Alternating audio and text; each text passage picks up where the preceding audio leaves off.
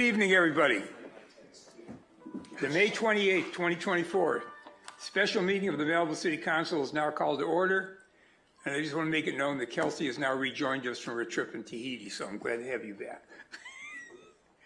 back. In-person participants, if you'd like to speak only on items on the agenda, please submit your request to speak to the clerk on my right.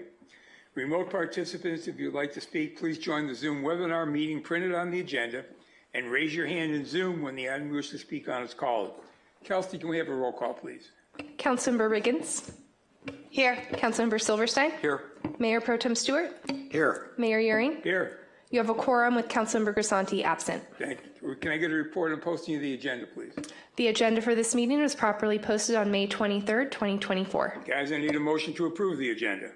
I'll make a motion to approve the agenda. I'll second. All in favor? Aye. Ayes have it. No remote speakers, Kelsey? We don't have any in-person speaker slips, and we don't have any raised hands or participants on Zoom. Okay, so we're going to move to closed session. And after we finish that, we'll come back and give you a report of what we did there. So we're on our way to closed session. Thank you very much.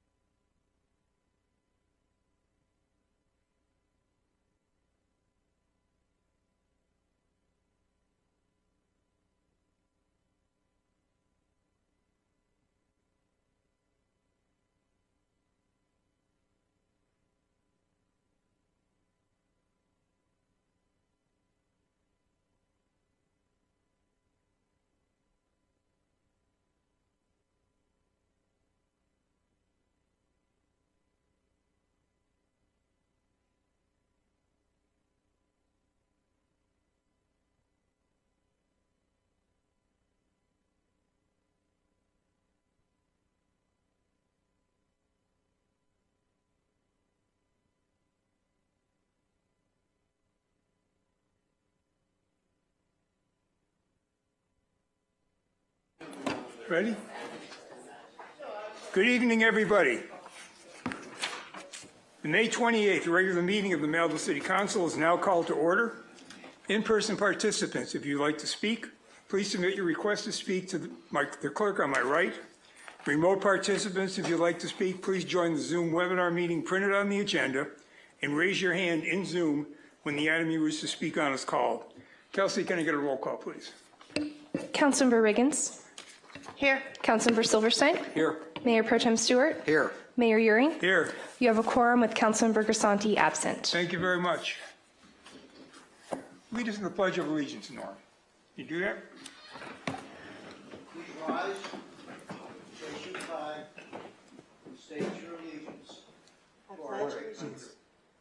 Pledge allegiance. To the flag of the United States of America and to the republic for which it stands, one nation, under God, indivisible, with liberty and justice for all. Thank you, Norm. I have to remember next time you're going to add your own little intro to that. Okay. It's okay.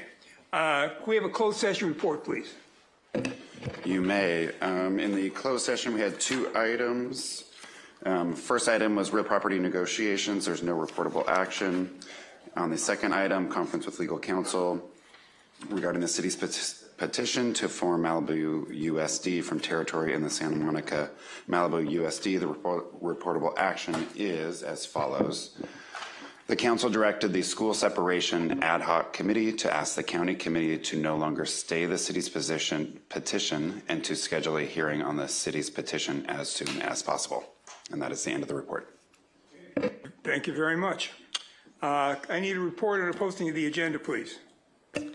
The agenda for this meeting was properly posted on May 17th, 2024, with the amended agenda posted on May 23rd, 2024. Thank you, Kelsey. I need a motion to approve the agenda. I'll make a motion to approve. I'll second. Okay, I've got a note that they would like to pull item 4B because they've got more work they want to do with that, and they'll bring that back to us. So I'd like to approve the agenda excluding item 4B. We'll bring that back for another meeting. And Mayor, that would be continuing the public hearing to the June 10th, 2024 meeting. Exactly what I was going to say. You got it. Okay. Can I get? I'll support that, but I spent a lot of time preparing for that one. It would have been nice to have been told in advance that that was going to happen. I just got it here. That's what I got. Okay. I need a motion and a second. I'll second the motion. Oh, you're not making the motion? Oh, wait, I'll accept the amendment. accept the amendment. Second. I'll accept the amendment. All in favor? Aye. Aye. All opposed? Ayes have it.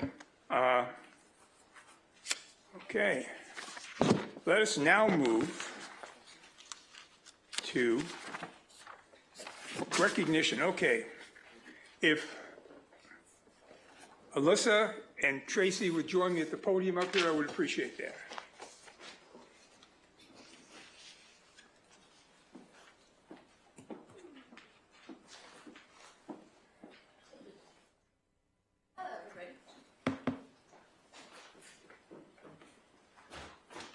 Hi. Great. Okay.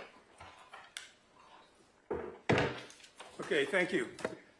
Like most of the city council people, I get a lot of phone calls, and not all of them are telling me they're going to put me on their Christmas list, so I'm aware of that. But this week, I got a real interesting one from Barbara Berger of the Malibu Times, who told me about a project that some of the folks in Malibu were working on. Tracy, Alyssa, and Hunter Blaze Pearson, who is not here this evening. They have designed some T-shirts to support our efforts to get speed cameras back here in Malibu. They're also going to memorialize that in an event this Thursday. And it's supposed to me telling what they're going to do. Why don't you guys get up and tell us about this? Great. Why don't you start off, tell us what got you involved in this? What inspired you to do this? Okay. Hi, my name is Alyssa Crosby, and I was really honored when I was asked to participate in this project to help with the problem on PCH. Malibu has become like a second home for me. I live in Thousand Oaks, but my art studio is on PCH, and I come here almost every day to paint. And obviously, there's a problem on PCH with all of the speeding and the deaths. that happen frequently. So when I was approached by Tracy Park and a generous anonymous donor about designing T-shirts that would bring awareness to the problem, I was happy to participate. So I made some designs, got together with Tracy, and that's pretty much it. The T-shirt, we came up with a tagline, STFD, that looks kind of like a stop sign for slow the F down. And then on the back, Hunter did a lot of the design work on it, but there's some other, this is what they look like. We brought some for everybody. Yeah, and I'll let Tracy tell you some more about the project. Cool, thank you very much. Great T-shirts. Yeah, tell us about Thursday night. Oh yeah, so we're having an event in the gallery this Thursday night from 5 o'clock until 8 o'clock, and we're right across the street, right next to Ralph's, between the Vitamin Barn and Ralph's, and we're giving away 500 of these free T-shirts that bring awareness to the fact that we would really like speed cameras on the highway. And the back of the T-shirt is fantastic also, and it has just a view of PCH from, you know, mid-Malibu all the way to the Rock with Pepperdine and the pier and some surfers. And we're going to serve some mocktails because clearly we're not going to get everybody drunk and put them on the highway when we're supporting a safe highway. And we're going to have some music, and we just we want the whole town to be part of this project and back us up, and the fact that we would all really like some speed cameras on the highway. And just last night when I was coming home from town, I saw another car flipped upside down right between Tuna and Big Rock. I'm sure you're all aware of it, but we're just kind of tired of the speeders, and we just would like some stiffer fines for those who do speed, but that's another story for another time. But we would like the whole town to come to our event this Thursday from 5 to 8. And we have T-shirts for all of you, so we're going to pass them out right now if you want them. So please come. We'd love it. Thank you very, very much. Thanks for Grab a inviting T-shirt. us, Let's go Steve. and take a picture. Oh, perfect, Yeah, perfect. fold the T-shirt up. Great. All right, come on. Mayor, maybe we could all have T-shirts and hold them up. We brought T-shirts for everybody. Yes. Thank you, Steve. We have every size. Hey, mister, you're not sitting up there. This is a full participation situation. Yeah, let's hear them out. What sizes? Who wants what size? Large. Large it is. We have large, extra large, small, medium. And large, large, extra large. We have extra large, extra large. Yes, wear it tonight. Large, extra large. I'll trade you for that fit. I would recommend it. Yeah, can we? Hold it up. Yeah. Okay, we take our shirt out of the... Oh, yeah. We know. You get a good size? Perfect. Did you get one? Yay. Okay, let's all hold them up. This is a great photo. That's a smart idea. I love it. All right. Perfect. And you'll all get yours when you come on Thursday night from 5 to 8. The shirts are free Thursday night. First 5 minutes. Yeah, guys, that's great. All right, Samantha, make sure you put a good side. First, and then we'll do the cities. Oh, great. Thank you. Okay, ready? 1, 2, 3. Do you mind if I give you my camera too? Awesome. Not a It's right there on that podium. I think I left it there.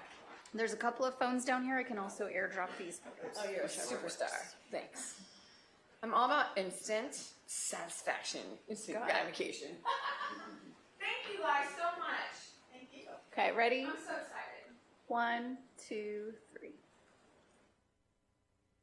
There we go. Thank you so much. Thank you. You guys, please come Thursday night. I'd be so happy. All right. Okay, very good.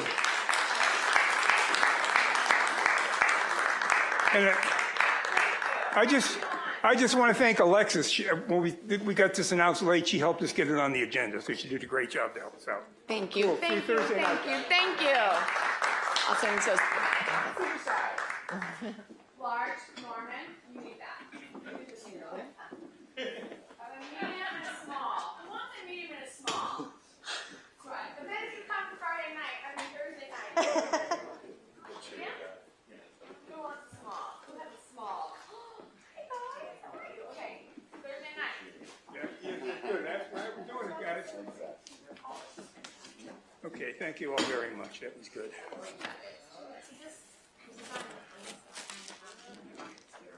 All right. Speaker slips? Another gift for you. Yeah, it's not too bad, though. Okay, we're now going to move to written and oral communication to the public. These are for comments for topics that are not on our agenda. Alyssa, you've spoken, so I assume we got you covered, right? You don't want to get back up again, okay? Norm, you're on. Followed by Stephen and Alex Hakeem. Good evening, City Council members. I'm here to talk about a fire hazard that threatens the homeowners in Lower Encinal Canyon. The County of Los Angeles, in hopefully September, will complete the enlargement of the water main that runs all along Lower Encinal and up to a relatively small fire tank. It has 70,000 gallons in it, which is not enough to meet the minimum standards of the fire department of 1,250 gallons per minute for a duration of 1 hour at a fire pressure of 20 psi. Not even one house. This can be solved immediately by allowing anywhere between 4 and 6 small steel storage water tanks. That will provide the additional water necessary to meet the minimum fire standards. Now that's for a house fire. That's not for a wildfire. We're still challenged by wildfires. By the way, this solution is being proposed by over 50 people in Lower Encinal Canyon, and they're going to pay for it. I sent correspondence to our supervisor, Lindsay Horvath, and she sent them over to her field deputy, Sophia Sandani. I met with her on Wednesday. Her first comment was, I think it's a great idea. Do you have the city's support? I'm here tonight to ask for that support. It will not cost the city any money. It will not cost the county any money, and it does solve a problem. There's another issue that deals with wildfires. This will not solve that problem. In fact, almost nothing will solve the problem of wildfires, even if you had the 300-gallon tank done. By the way, that's the county's proposal. It was supposed to be completed within a couple of months. Well, it was supposed to be completed over a year ago. They were supposed to complete a 300,000-gallon water tank very close to the existing small one. That will not be completed for 2 to 4 years now, partially because there are geotechnical issues that have not been resolved. This is a short gap. Thank you very much for listening. Thanks, Norm. Stephen or Alex, which one of you guys, are you both coming up? How do you want to do that? Yeah, we'll both come up. And Howard, you're after them. Grab a seat up front so you're ready to go.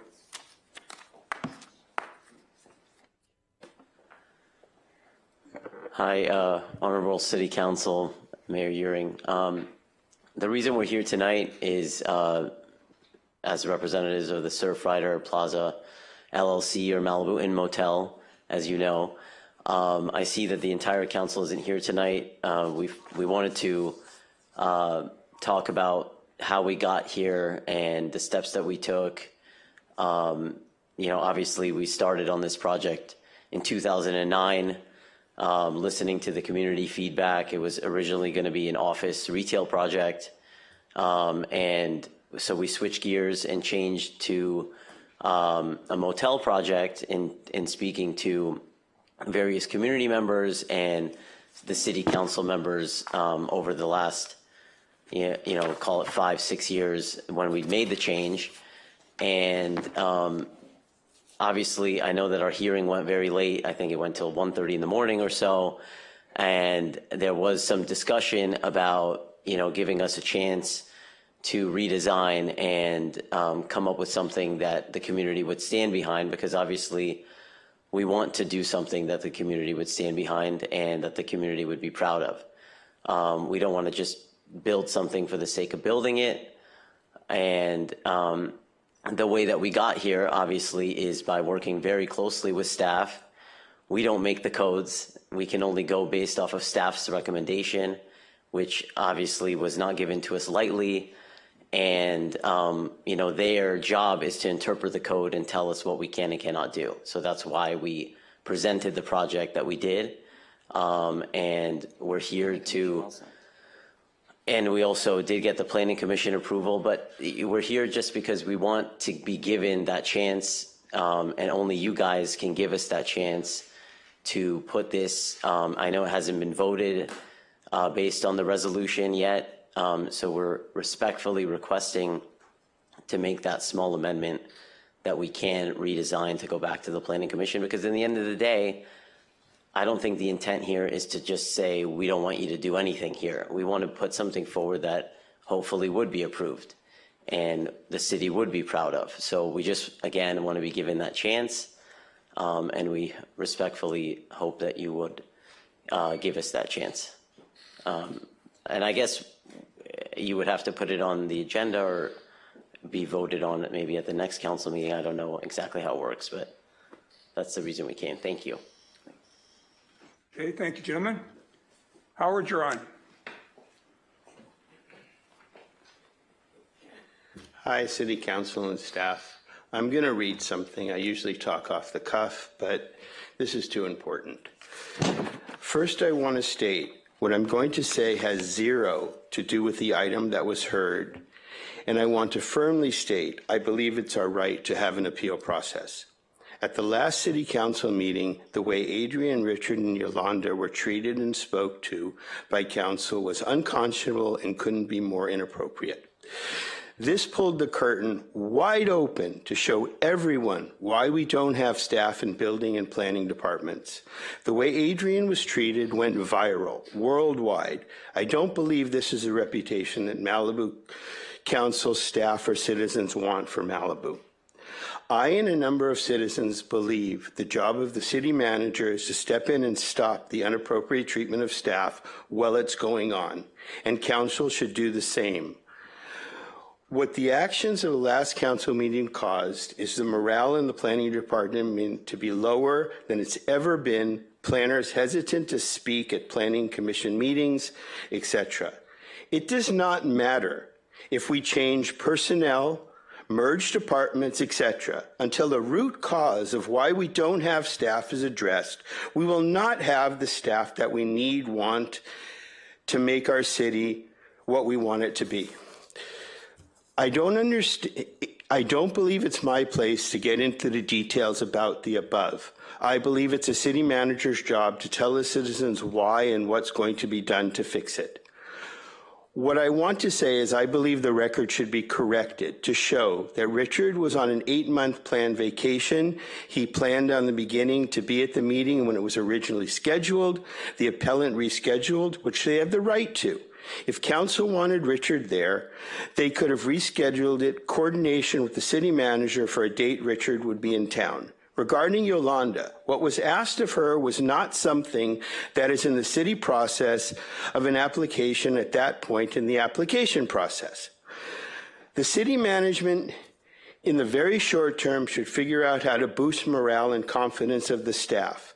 So all the things that we have can get done, and we won't lose some of the most important senior staff and knowledgeable staff we have.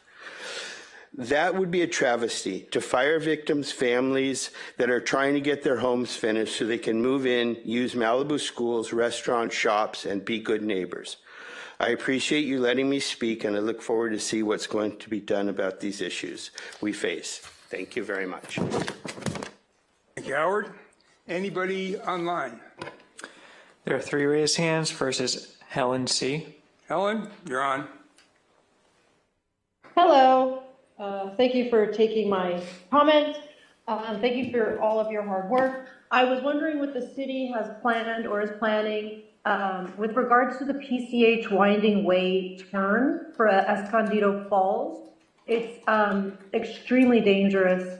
There was 3,000 visitors just this weekend. We have that on camera and proof because we've been wondering how the city can get this under control. We love the visitors, and we think that hikers and the natural beauty of Malibu is lovely, but within reason, we don't believe that the hike was ever intended for this volume of people, and it's only a matter of time. I mean, listen, there's been numerous accidents right there at PCH and Winding Way, and I'm just wondering how I personally, if you guys can maybe reach out to me, get involved in the PCH Safety Coalition, because I'm gonna have teenagers driving here, and we love Malibu, and we don't wanna have to move, but currently we're looking into leaving the city, and my kids have been, they're being raised here. My husband's from here. He's born and raised in Malibu, and it's a real shame that we're not able to come up with some solution to allow visitors enjoy our natural beauty, as well as the safety of our residents who pay the taxes and keep everybody employed.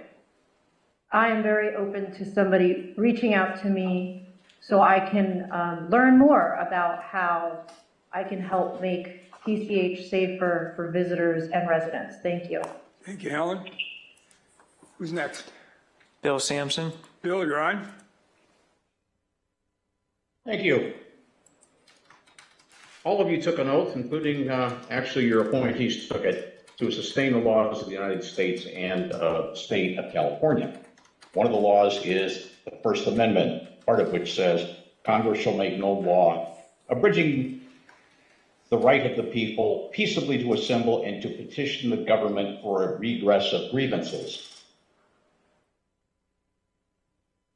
Section 3 of Article 1 of the California Constitution says the people have the right to instruct their representatives, petition government for redress of grievances, and assemble freely to consult for the common good.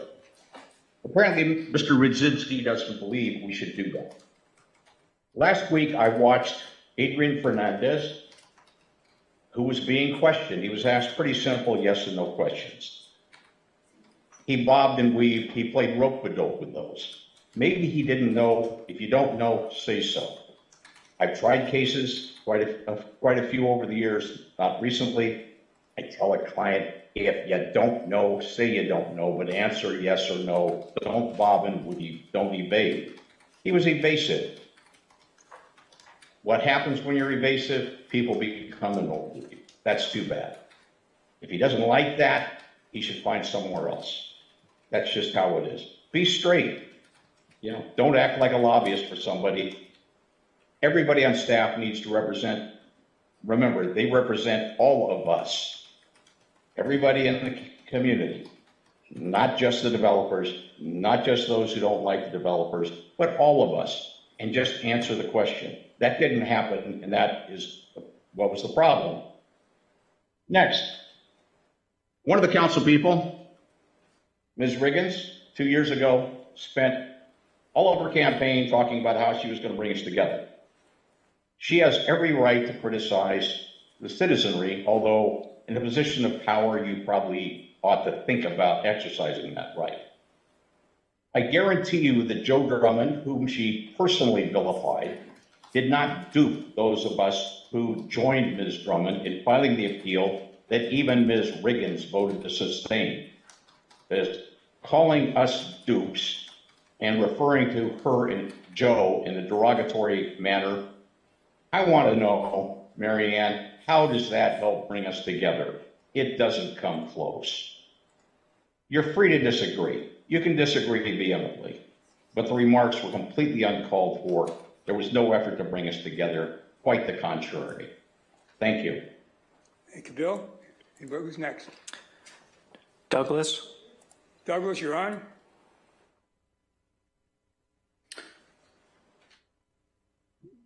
Yes, this is Douglas Burge. Can you hear me okay? Yeah, Doug, go ahead.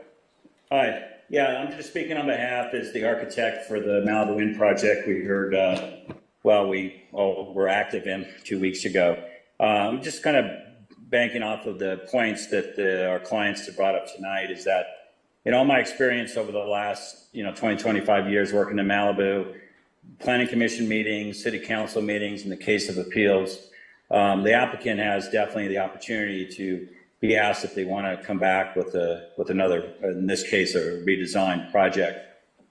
Just to let the council know that it was, even though a long hearing, every word was heard. Every voice was heard. I took it all in, and the responsible party being the architect in Malibu.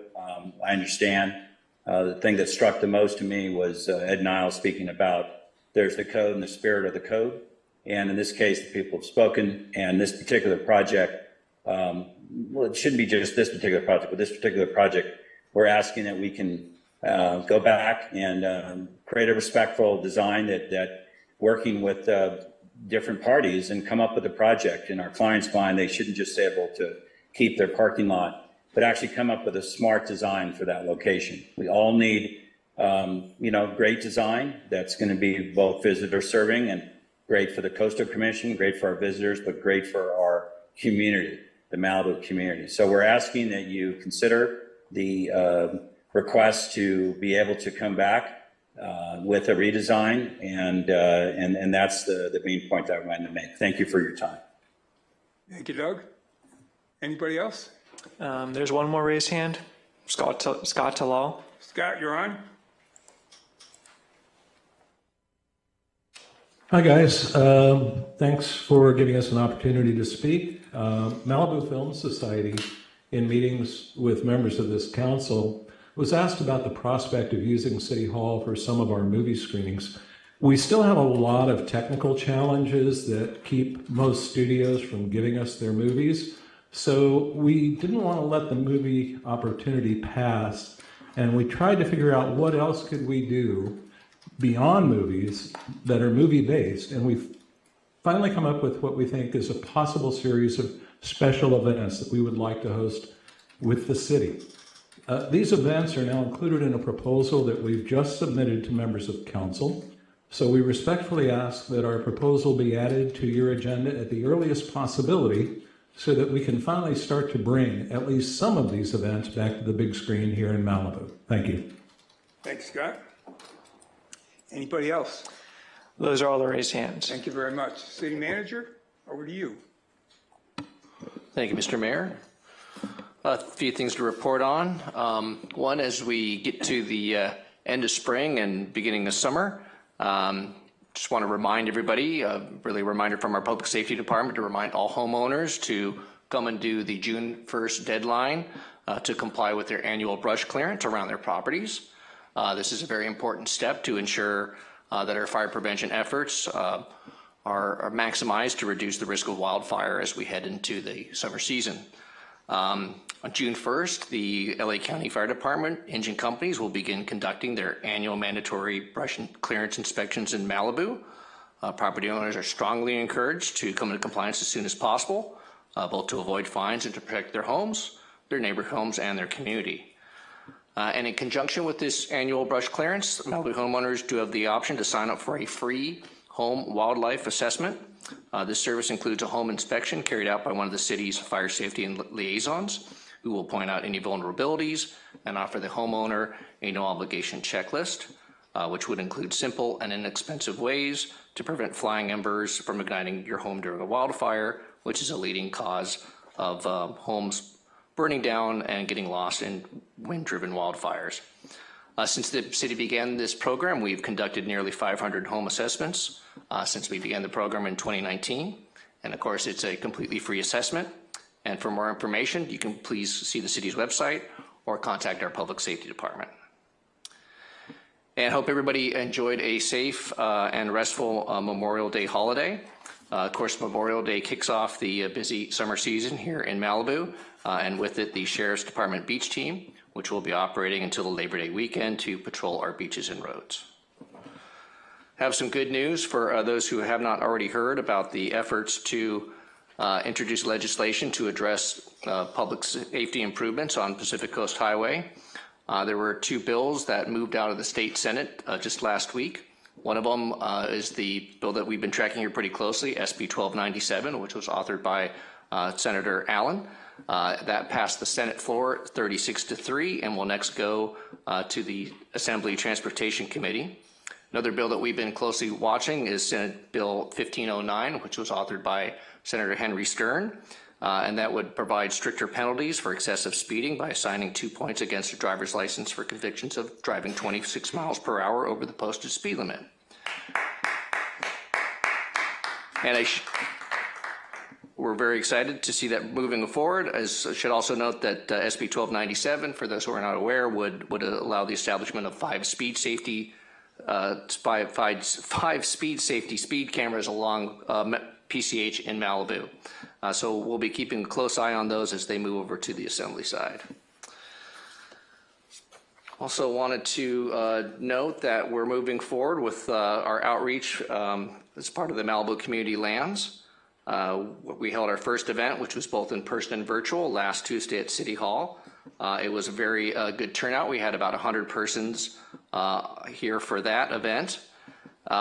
We also last week had another workshop at the Senior Center, and we have another event scheduled for tomorrow evening at Duke's Restaurant at 6 p.m. There is free parking provided for that event for the public.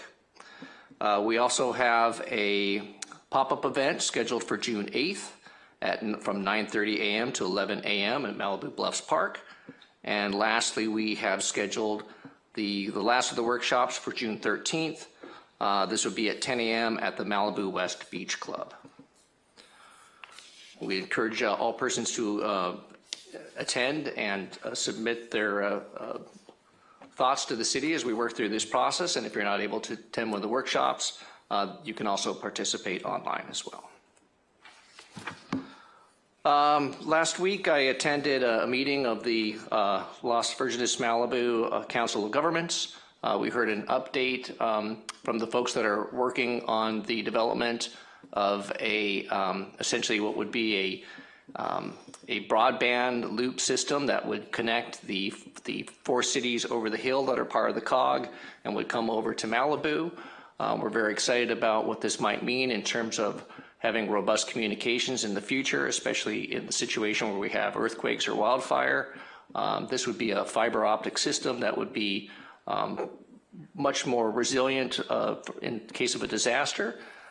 So we will be bringing council further information on that as that continues to progress through the COG, but some good synergy going along there with that project, as well as the state's what do they call it? Sorry, I'm blanking on the title of the state system. Not the Miracle Mile, but the what's it? What's it, Rob? The last mile? No, I'm sorry. I'll have to get you the information. So it's what the state's doing is they're creating a network, and it would be coming down Topanga Canyon, down 27, and we would be able to connect part. It's the Miracle Mile, I believe, is what they're calling it. And also participated in a mediation session last week on school separation.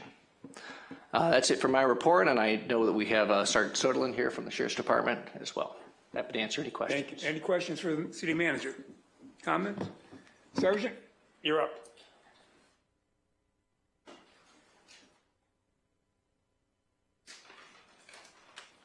Nice hat.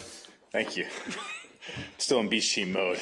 Good evening, City Council. So it was Memorial Day weekend this past weekend. I hope everybody had a pleasant one. I was out at the beach all 3 days for the kickoff of our beach team. So I'll give you a couple statistics. First, there was no major issues other than Winding Way, but I'll get to that in a little bit. But other than that, there was no major traffic accidents over the weekend, and everything was pretty smooth. So we issued 40 alcohol on the beach citations, one smoking on the beach citation. There was one misdemeanor warrant arrest. We issued 65 traffic citations, and excluding the VOPs, we issued 210 parking cites, but the VOPs, they added another 500 parking citations. So that should give you some sort of idea of the parking situation that we had to deal with over this weekend. In addition to that, we had 46 vehicles which were towed, and thank you for approving the temporary tow yard at Malibu High School. It was integral to our operation. So on Saturday, one of the highlights was our beach team deputies assisted the lifeguards in capturing an injured, sick juvenile seal that had come ashore near Point Doom. And together they were successful in capturing it, and a Marine rescue group came and took possession of the seal to rehabilitate it. So that was one of the highlights. Also on Saturday, some motorists decided to park up Winding Way on the actual hiking trail past where the signage is. And once everyone saw one car do it, the rest followed suit. And so there was dozens of cars parked up Winding Way all the way towards the trailhead. So we ended up towing numerous cars from there. And then the word got out and people came running back to their cars. But yeah, it was chaos over there. So all 3 days, Winding Way at Escondido Falls had parking issues.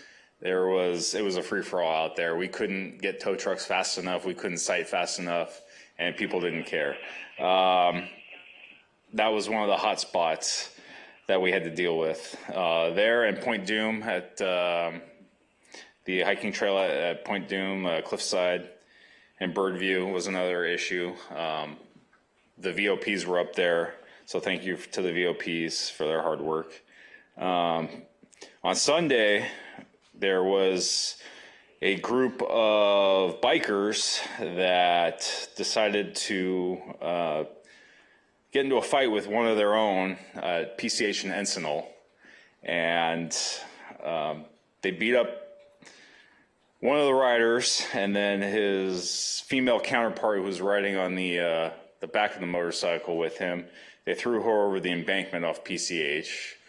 And before they took off, they pushed his bike over. And for beach team, all weekends, Saturday and Sunday, there's special funding for a helicopter from the Sheriff's Department. So we had a helicopter out, and deputies were able to get a description of the suspects and the location that they were heading, which was up Cane and Doom Road. And our helicopter was able to pick up the motorcycles, and deputies intercepted them by the tunnels. Some stopped, some fled, and by the time we got the last motorcycle stopped, we had 5 felony traffic stops from Cane and Doom all the way to Sagebrush Cantina in Calabasas, and we got all of them. So fortunately, the female that got pushed over the edge, she wasn't seriously hurt. The male, he had some moderate injuries, but we were able to stop all the suspects and identify them, take them into custody. So. Very good. That concludes Memorial Day weekend. So I'm happy to take any questions. Questions, comments? I'll make a quick comment. You know, everybody thinks the beach team just rides 4x4 runners along the beach at Point Doom and Zuma. Clearly, you guys are outside that territory. You're all over the place. And for all the visitors that come to town, this is the spring forward to have enough coverage. So thanks very much for all you guys do, and keep it up. Thank you. By the way, one quick question. Do we have the private patrol service to issue tickets set up yet, or do we have that? For the parking? Yes. That will be coming to the City Council at the next regular meeting on June 10th. Good. Get some more hands out there and more ticket writers. Thank you. Anybody else? Mary Ann? Thank you for being there. Appreciate it, as always. Steve? Thank you, Mr. Mayor. I wanted to correct my fumble from earlier. That is the Middle Mile project that is part of the state's broadband fiber optic initiative. Thank you. Thank you very much. Anybody else? You guys did good. I mean, surprisingly, over the weekend, I mean, I don't know how many patrol officers you had on the road, but the amount of speeding that I saw was much less than what it had been in the past. So you guys are doing something out there that made an impression on those folks and slowed them down. So thank you very much. You're welcome. Thank you. Thanks. All right, back to the council table. Mary Ann, you want to? Sure. Start us off. Oh, I don't think there are any committee reports. No, you don't have any commissioner committee Yeah, I reports have tonight. Speaker stuff. Okay, Mary Ann, go ahead. Okay. So let's see. I attended school mediation. I attended, not too much. It's been pretty quiet. I usually leave town on Memorial Day weekend, so I'm not here for the fun. So thanks everybody for holding down the fort. Norm, I would just suggest continue to work with staff, and they'll direct you to see if there's any ability to get that processed. So I know those homeowners really need that, and it has affected the ability even for fire rebuilds and such. So take direction from staff, and we'll see if we can't get something going forward. I'll just ask, again, I asked the night of the hearing, is there any appetite for offering a redesign for Malibu Motel? I was going to comment on that when I speak, but I don't think procedurally, first of all, we can do anything about that right now. And I also don't even think procedurally we can do anything about it when the resolution comes back. I'm going to have a little more to explain about that, but I mean, if there's going to be an amendment or change to the decision, it would require another public hearing. So if you're asking for consensus to have another public hearing on the hotel, I don't support that, but that's what it would take, as my understanding, and the acting deputy city attorney can comment on that if he needs to. No problem. I just want to put it out there, just being respectful of it, and if there's not the votes for it, there's not the votes for it, and I'll respect that. I have a comment when it comes to my turn as Okay. well. Sorry. With regards to both Howard and Bill, since they were on opposite sides of this, our employees are people first here. And we need to remember that they deserve our respect. They are here doing a job. They're professionals. What occurred at the last meeting was completely unacceptable. And we absolutely need to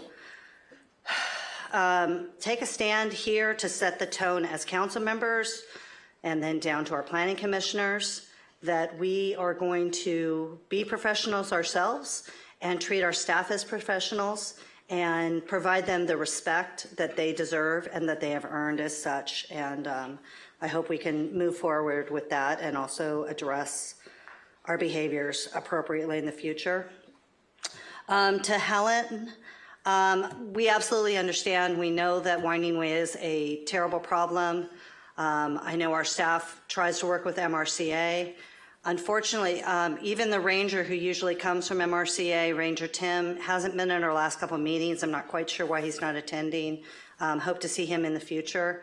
But I know staff constantly tries to work with MRCA to find solutions with regards to all their public access points, not just Winding Way.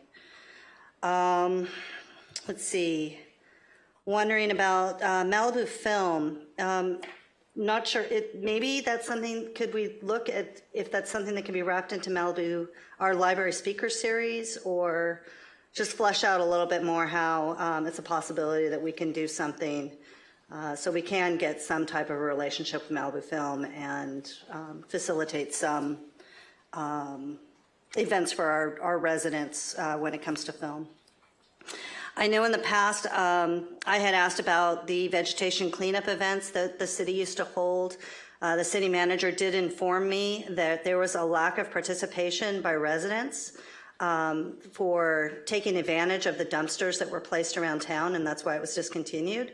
So if residents do need help with vegetation clearance, I suggest that they let us know so that in future years, that's something that can be reestablished. But until we seek a participation from our residents in that, it's really not something that staff has the ability to continue with. I'm very excited about the possibility for fiber optics and to increasing our broadband. I think that's going to be great for our city, and I look forward to that coming forward. And yeah, I think that's good for now. I'm sure there'll be something I'll remember. Thank you. Thank you, Mary Ann. Bruce? Okay, well, thank everybody for who spoke tonight or who submitted written comments. All appreciated. My other than being on city council up here, things over the past 2 weeks was Doug and I spent a 2-hour A&F meeting after many, many more hours before that reviewing grant requests, which we'll be talking about a little bit during the budget process later. In response to Scott Talal, I mean, I had a note here. I actually would like to get a consensus to bring back an item for this next meeting to direct the staff to accommodate 2 or 3 events over the course of this summer, if along with the Malibu Film Society, and maybe even suggest 2 or 3 other programs after that that can serve as a beta for a possible permanent installation at the City Hall. So I'd like to see us actually formally vote on that, give direction to approve that. I don't know if Scott sent his proposal to everybody because we can't talk to each other about it, but I read it. I talked to Scott. I think it makes a lot of sense. Steve and I, when they were asking for permission to have the event somewhere, I forget where it was at one point, were suggesting City Hall. And as Scott said, it couldn't work here, but now he's come up with some ideas that can, and I'd like to see it happen. So could we get that on the agenda? Yeah, I was going to bring it up as well. I haven't had a chance to see Scott's proposal. Very favorable, trying to support them. If we can bring it up on the agenda, the city manager, when he thinks it's best ready. I haven't had a chance to read it. If it doesn't happen sooner than later, it's going to eat into the summer. Yeah. Okay. So the next meeting would be great if we could do it. Let's see what city manager says. Well, that packet's going out at the end of this week. I have no idea what would be involved to pull this together, and quite honestly, it would mean pushing a lot of other things down that we've been trying to get to for some time. So I think we could get it on a future agenda, but it would be very challenging to get it on for the June 10th. Well, if we could get a consensus from the City Council, I'd be happy to work with Scott to prepare a agenda report, which would take that off the staff's requirements, and it could go into the public domain as late as, what, Friday or Thursday before the meetings. That gives us 10 days or so from now. If you want to bring it forward as a council member item, it wouldn't have any staff analysis. I'm fine with that. I think there's a consensus to try and support it as much as we can, and realize that you guys are book solid. So, Yeah, Mary Ann? It's fine with me. Yeah, I don't disagree. As a matter of fact, I spoke to Alexis earlier, a week ago or 2 weeks ago, whatever it was, to try and get some idea if there's cost involved in this thing, what they may be. So we may have a little bit of information when this thing comes back. So just because it wouldn't be a council member proposal, because unless we're waiving the policy, because I understand that has to be submitted in writing in advance by this, like Tuesday or Wednesday of this week. Actually, it might be today. But if we have a consensus to put it on the agenda for the next meeting, I'll be happy to work with Scott to prepare a report. I would be willing to support that. And once again, it's a staff time issue, resource issue. If we could bypass that, that would be good. We okay with that? I'm in. I'm with Doug. Just as little staff time dedicated to this as possible to get it on the agenda. So I think it does sound like it's going to be a council member's report. Yeah, but technically, council member items have to be submitted by the council member 10 days in advance of the meeting, which is physically impossible as we sit here tonight. So what I'm suggesting is that this not be considered a council member matter, but a consensus city council request, but I'm happy to prepare the agenda item with Scott. Well, can we waive the 10-day provision? That would be up to the city attorney. Steve, are we okay or not? Well, I'm a little unclear. Are you asking to put it on as a staff item or as a council prepared item? Well, I think from Bruce's comment about 10-day notice, if we could waive that provision and make it a council item, if that would work for you guys. Sure, we could do that. Okay. It's fine legally. Okay, great. Another item, I could be mistaken, but I thought that we had agreed that we were going to revisit PCH safety and review what's been done and not done and what more we can do on our own on a regular basis. And it seems to me that the time to do it again has probably come and passed. I know there's a lot on the staff's, a lot to do, but I wonder, where do we stand on that? Yes, thank you, Councilmember, and you're exactly correct in your assumption and your summation there. We were just had some very busy, packed agendas. It is slated to come back at your next regular meeting on June 10th. Okay, great. With the motel, so in litigation, and I know this isn't litigation, but just by way of an example, when someone moves to dismiss a complaint, to get rid of a case, when the court grants the motion, if the court doesn't affirmatively state that it's without prejudice, then the dismissal is with prejudice, meaning your action is done, you can't bring it back. You can obviously try something different, but you can't bring it back. I believe that the rule is the same with respect to appeals in this body. When an appeal is granted and a project is denied, unless the council votes to permit an opportunity to resubmit, then the appeal is granted with prejudice. There's no opportunity to bring the matter back. So I personally, I was against doing that when we had the meeting. In fact, I had made the motion to grant the appeal. I believe Steve had seconded it.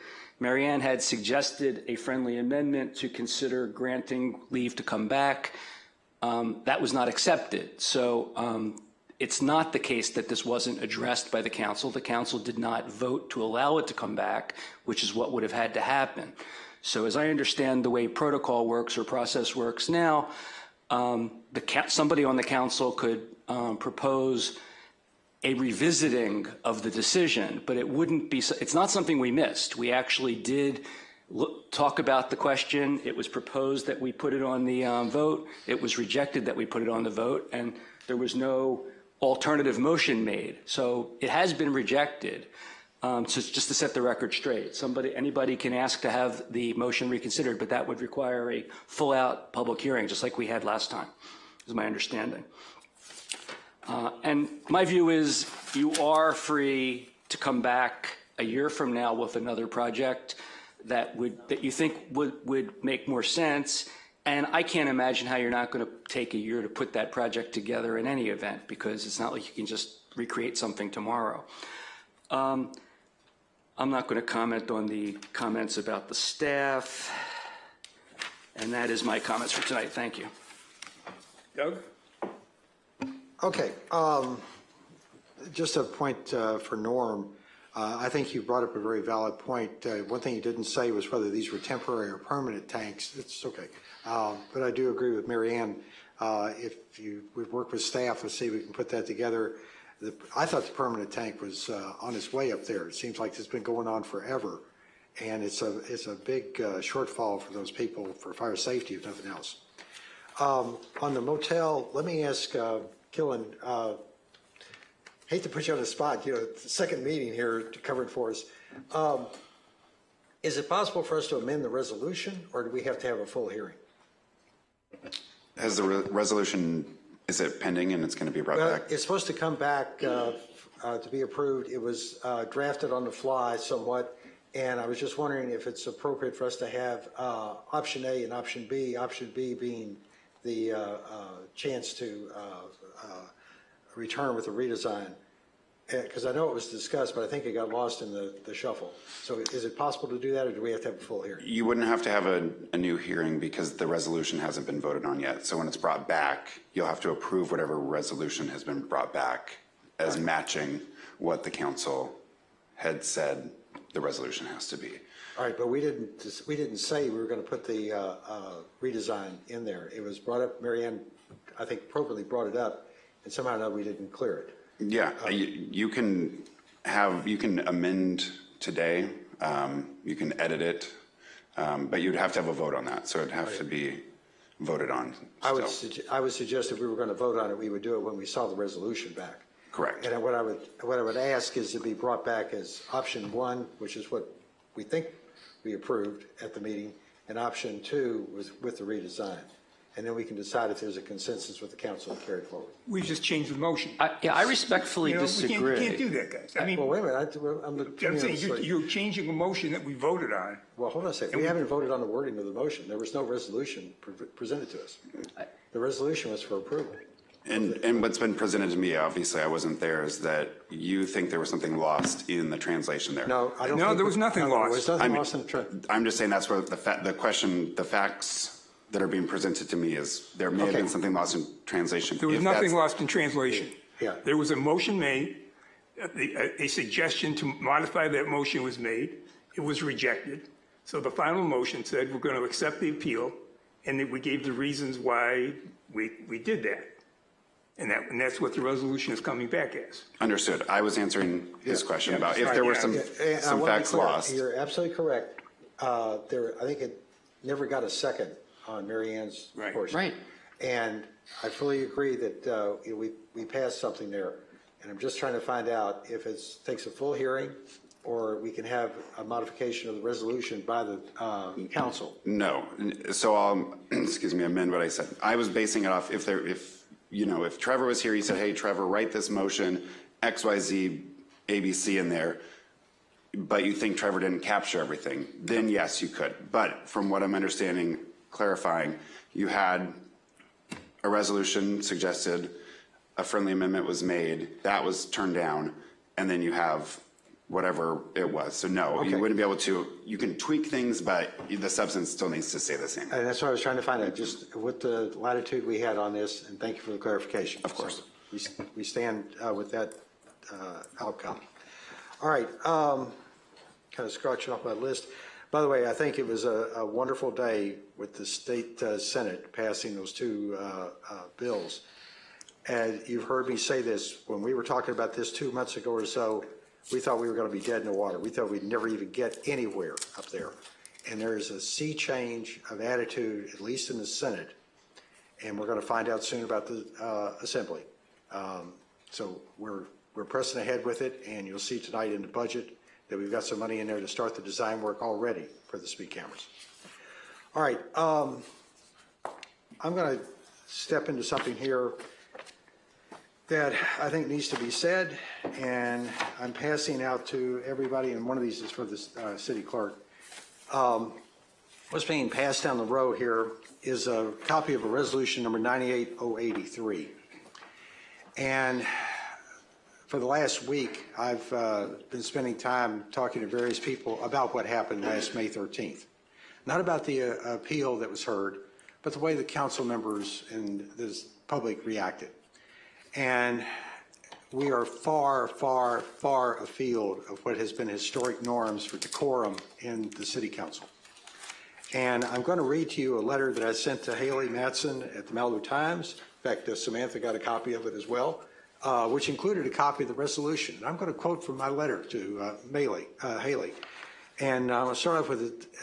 By the way, this went also to all my commissioners. And I had a conversation with them about this so that they know in their commission roles, they are expected to follow this as well as I intend to follow it here at the council. So I'm going to read you the excerpts of my letter.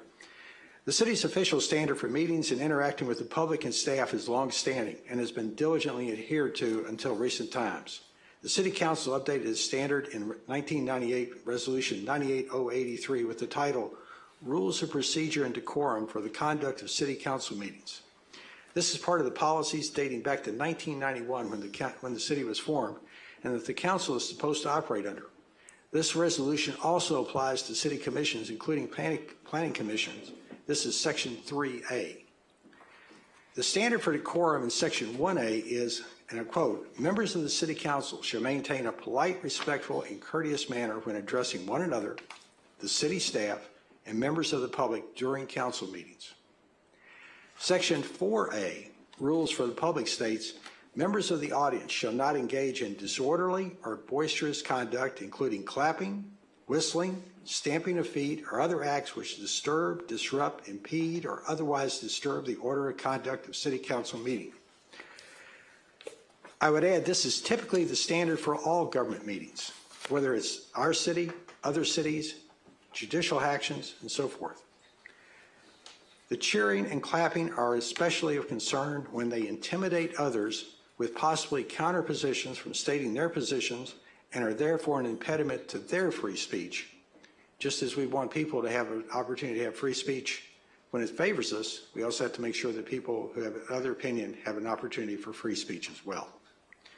Furthermore, it's the responsibility of the presiding officer, and I'm quoting now, usually the mayor, to maintain the order and decorum of the meetings. That's Section 1B.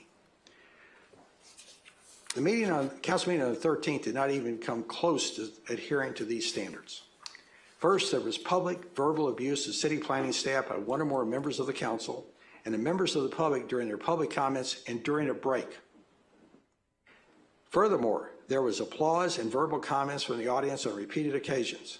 Unfortunately, the presiding officer did not rise to the occasion to maintain order or to follow this decorum requirement, including being respectful to the city staff and protecting them from abuse.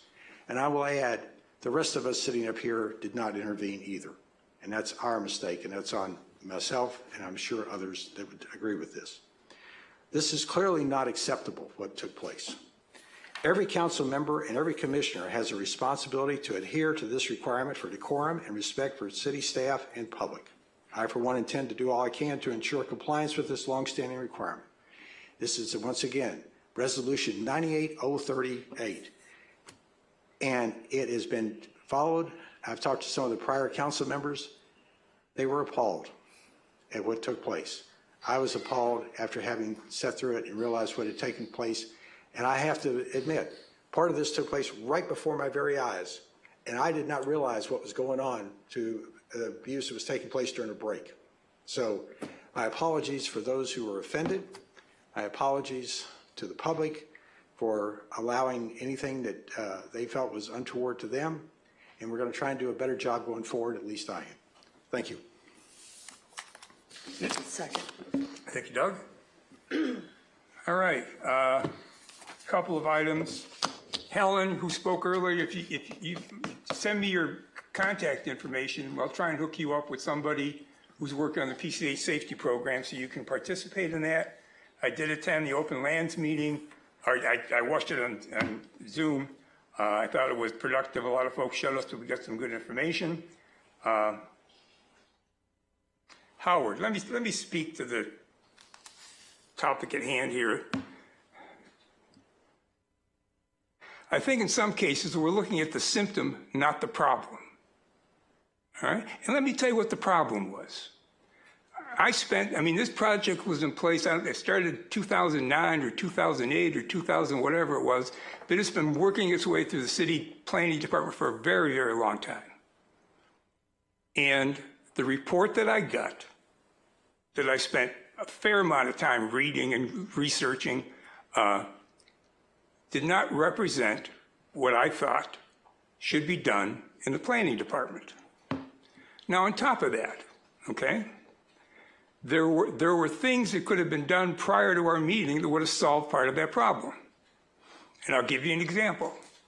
Traffic, all right? The staff report said traffic was not going to be a problem.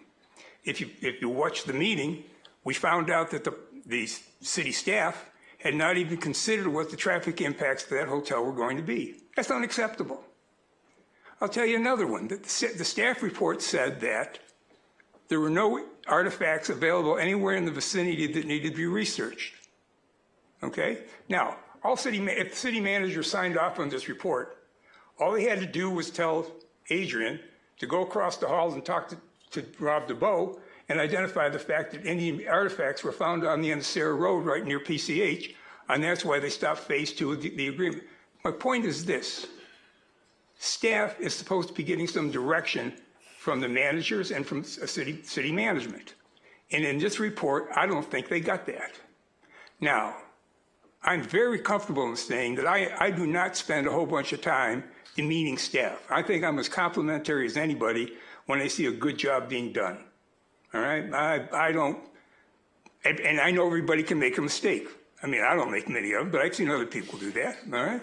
So I know that can happen. All right? This was not a mistake. There were 20 items in that report that were appealed. Now, not all of them represented something that was going to deny the appeal, but there was a picture there. There was a picture of, I'm trying to find the right words so I don't make somebody else mad. There was a picture there of some fairly poor decision-making. And I believe it's the responsibility of the planning director and the city manager to make sure when the staff is doing their work, they're following the rules that we have. All right? And look, and let me go back. I don't know how, if somebody is doing something wrong, how we get it corrected unless we bring it up to them. You got to say, this is wrong. Can't do that. all right? And apparently if we do that, now we're demeaning the staff. I don't believe that. I mean, I've managed people a long time, all right? And folks who were doing the job right, I congratulated them. When they did it wrong, I told them they were doing it wrong, and I told them they had to fix it, because that's the only way you start getting stuff corrected. I'm not, Howard, thank you. Hey, Howard, it's enough. this is exactly what we were just talking about in the resolution. No comments from the audience, please. Okay. Forgot where I was. How you don't demean staff. No, what I said, I do not, yeah, look, if somebody does something wrong, I think it's either the city manager's responsibility, the planning manager's, the planning director's responsibility to explain that they're doing something wrong and get it corrected. That did not happen in this case. Like I said, this project was out there for I don't know how many years, right? I mean, everybody had the people who are in charge had a whole bunch of time to take a look at it and make sure we were representing what we were supposed to be representing. And I think, what's his name, Doug Burge was absolutely correct. I thought the person that hit it on the head at the last meeting was Ed Niles. Ed said, look, it's not the code. The code should be interpreted using the general plan as the guiding light, all right? And the general plan says we're supposed to protect the neighborhoods. We're supposed to protect the environment. We're supposed to come up with projects that are commensurate or are acceptable inside the areas they're being done. And I don't think it was done with that project. Now, not everybody agrees with me, all right? I understand that, but I am more than happy to give everybody all the respect they deserve, all right? And I do that. But I think some cases they have to go out and earn that respect. And in this case, I don't think it was done. So I'm sorry, that's not going to make anybody happy, but it's what I feel. May I say something? Please go right ahead. I think where the issue is, it's fine to give feedback, and possibly in your previous careers, I doubt that you did that in public or in front of the entire company. And when we're up here and we're talking to staff, it is a public rebuke, and that is not appropriate. We have a city manager. Our employees have a right to have their criticism and such in private. That is how you do responsible human resources. You don't redirect and tell people that they're doing a poor job in public for the entire world to see. That's where I have an issue with that. I think if we've got questions about how decisions are made, we start with the city manager and talk to him in private, and then he can take the appropriate steps to provide the answers to the city council. But it is irresponsible for us to do it from the dais and in front of the public. I spoke to Adrian before the meeting and explained to him what my position was on some of the items that he had left in there. And I suggested to him that maybe the best thing he could do was try and correct some of that before the meeting started. He ignored me. He said, you know, what he had, all right? So I hear you. Let's do this. This is not going professionally as well as I would hope. No, look, and I understand exactly what you're doing. Again, I do not spend my time trying to demean staff, all right? If they do a good job, I'm the first guy to stand up and tell them that they're doing it, okay? But I think the city council deserves, the public deserves professional work coming out of that department. And I don't think we got it in that case. So I'm sorry. All right, let me say this, and I'd like to move on if we could, Mr. Mayor. You know, I've been watching some of the trials that seem to be front and center these days. And you notice that when the jury is present, there's a different demeanor in the courtroom. When the public is present, there needs to be a different demeanor from us. And that's true of our commissioners as well. If you got a argument with somebody, go take it out in private. We have a city manager, a full staff, and believe me, they are very accessible to me, and I assume everybody else, that you can talk to them in private or about things beforehand. So let's just say that the message has been sent, and let's see how we can do better going forward. Yeah. I've sat here silently, so I just want to add, and I'm not going to get into that debate, but Howard's comments included Yolanda, and I don't recall a single word being said of Yolanda that was in any way, shape, or form negative. In fact, I think the council was appreciative of the information she provided. So I really didn't understand what that had to do with anything. And the only comment about Richard that I recall being made at all was that Steve had hoped that the mayor had hoped that he would be here. So the hyperbole doesn't help either.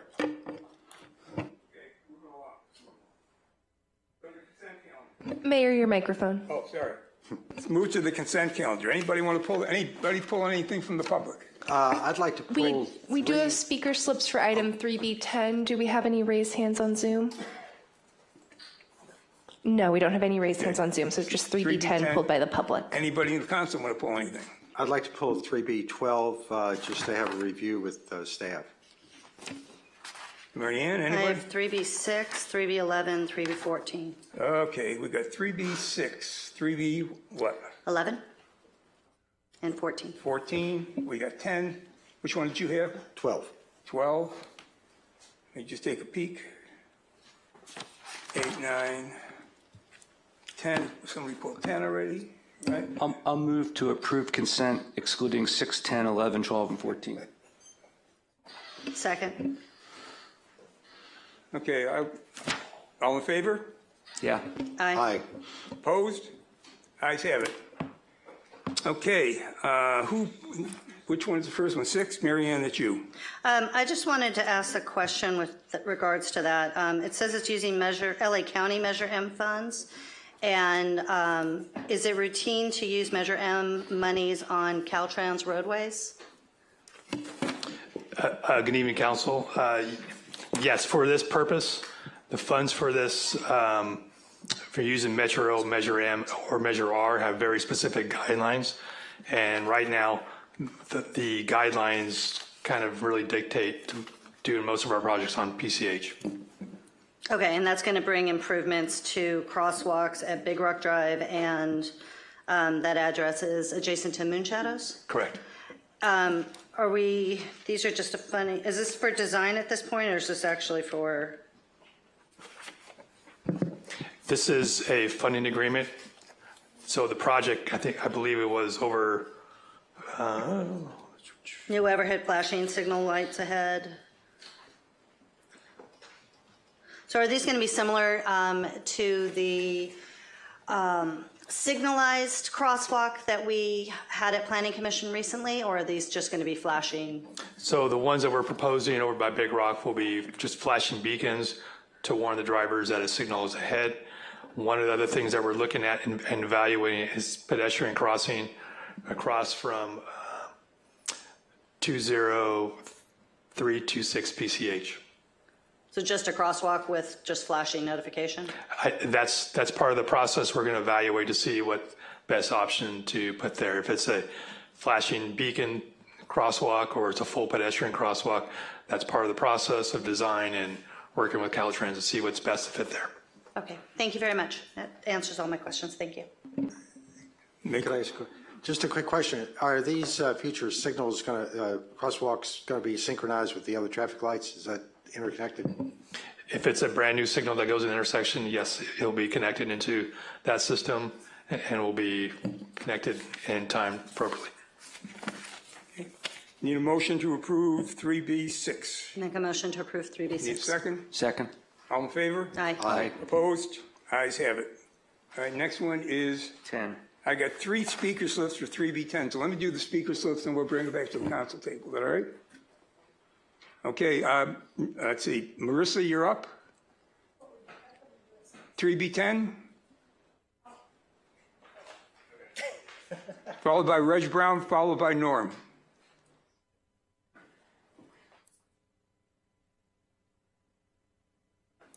Good evening, Mayor, members of the council. Marissa Conglin. I'm here to discuss or to address you regarding the contract with Cotton Shires. As most of you know, I've lived here since 1968. I was a professional serving private property owners and other people under the County of Los Angeles. I've worked with Chris Dean since '91 when he was the first geologist working for the city. And I have to say, I work all over the country as well. I work out of 50 states, I work in about 46 other states and also out of the country. And I have found, having worked with Fugro initially, that there are some of our consultants with Cotton Shires that I worked with in Fugro, and that was for the Big Rock Slide when it first started to move, and other instances. What we look for and what the public looks for when they come into the City Hall is information, protocols, and what they need to do. What has been proposed in previous hearings that we had were that outside consultants should be hired by the city to review it, and other people's, the applicant would pay for that. That's not an arm's length distance. The people that bring the projects that I work on to the city are licensed. They follow the state law. They follow the city's regulations. And I think it's incumbent upon the city to have the best. And in this department, we do have the best. And I think it's really critical for us to maintain not only the history, but the work relationships of the staff with the public. Because many times when I'm sitting there waiting for an appointment, someone who has no concept of what to do in the city will come in, and the city staff will say, well, you have to go to planning first, and you're also going to have to go to public works, and you're also going to have to do all these things. It's not just one department that signs off on everything. We need an arm's length distance. You need private consultants to respond, not someone contracted just by the city doing both sides of that equation. I really think it's important that we maintain this consistency and this objectivity and the expertise that this firm brings to our city. Thank you. Thank you, Melissa. Reg? Good evening, City Council members. My name is Reg Brown. I'm President and Principal Engineer of Pacific Engineering Group. I have 41 years of experience doing coastal and structural engineering in Malibu itself. I'm responsible for many, probably over 500 beach structures and a lot of structures off of the beach, including the Malibu Jewish Center. I'm here today to voice my support for the city renewing the contract with Cotton Shire. Cotton Shire has the knowledge, professional knowledge, engineering skills, but most importantly, the intimate knowledge of a lot of the buildings, a lot of the properties on and off the beach. I would like to have the City Council vote unanimously in the affirmative to renew the contract with Cotton Shire. Thank you. Thank you, Reg. Norm, you're up.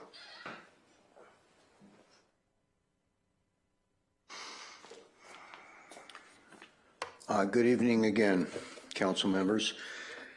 I also support Cotton Shire's contract to be renewed. I'm going to tell you a little bit why. I've worked in 37 municipalities up and down the coast, from Eureka to San Diego. And in those different municipalities, most of them have their own geology department. The geologists review what the applicant's geologists have submitted, and in 95% of the cases, they say it's fine. Why? A professional geologist prepared it. That's not what we have here in the city of Malibu. I've never had that experience in the city.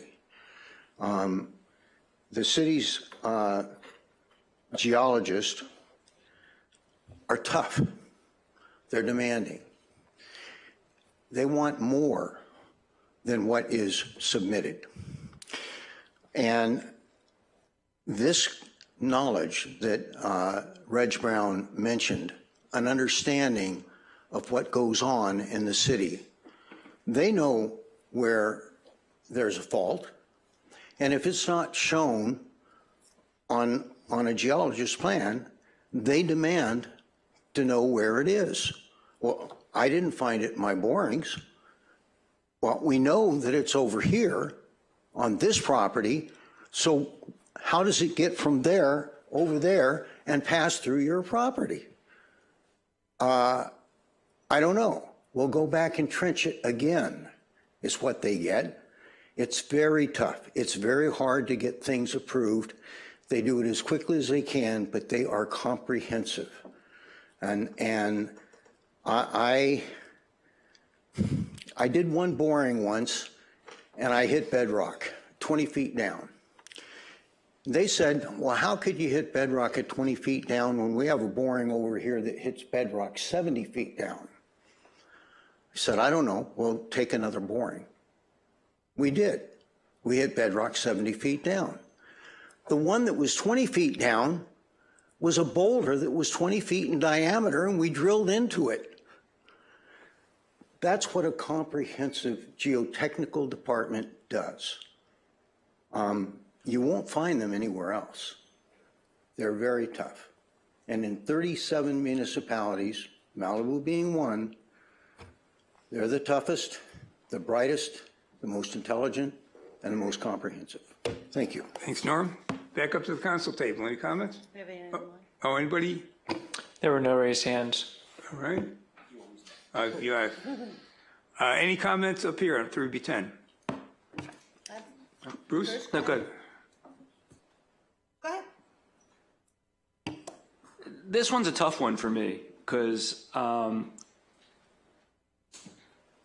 have been disappointed with the analysis that's been provided through the geotechnical on a number of occasions, some where they've been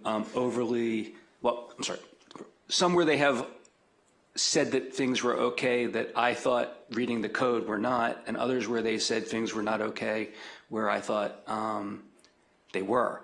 But I'm not an expert, but I've had good support for why I believe they were wrong in those instances. More often than not, though, it's been a situation where they've been approving something that I thought violated our code. And it wasn't because of the lack of scientific knowledge. They have that. It was because they were mixing their view of what the code provided, which is not their position, not theirs to do, with the actual scientific analysis or engineering analysis.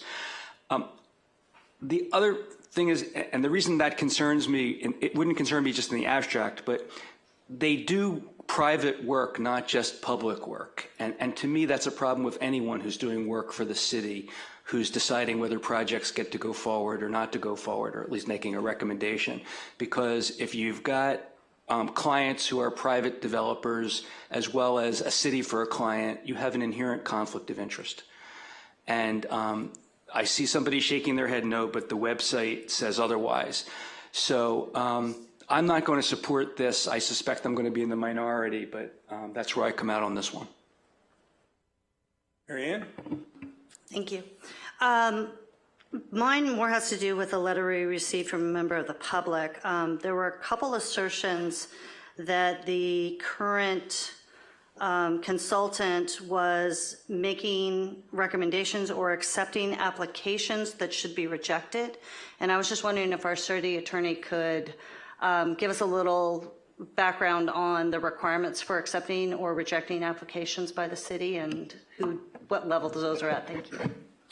Yeah, on that, the city has to accept applications. So the consultants are not the ones to be doing it. If an application is submitted, then it goes through the staff process. The consultant, this one in particular, is kind of an arm's length away from that. So I haven't read that letter, but their role is not, and I don't think what's actually happening is they're accepting or not. If an application is submitted to the city, then it has to go through the process just like all other applications.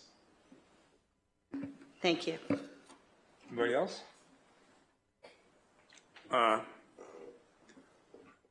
Lauren Doyle's with Cottonshire, right? Is that right? Yes. Okay. I'm going to approve this, or vote to approve it, but I can tell you that I get a lot of calls, and I think we brought it up. There was another meeting we had earlier with Cottonshire here, and we brought up the fact that we had some concerns. So I'm just saying, I'm going to approve it, but boy, I want these guys to be as professional as you portray them, and hope we can get there. So with that, can I get a motion to approve? May I say something before you? Yes, go right ahead. I was part of the request for proposal. We received 3 firms that submitted their applications and proposals. We vetted every firm, and we follow the protocol that the city has. We not only were considering the scope of the work that the firm was going to be doing, but also their professional skills and that level, the staffing capabilities, the approach of the services, the related experiences.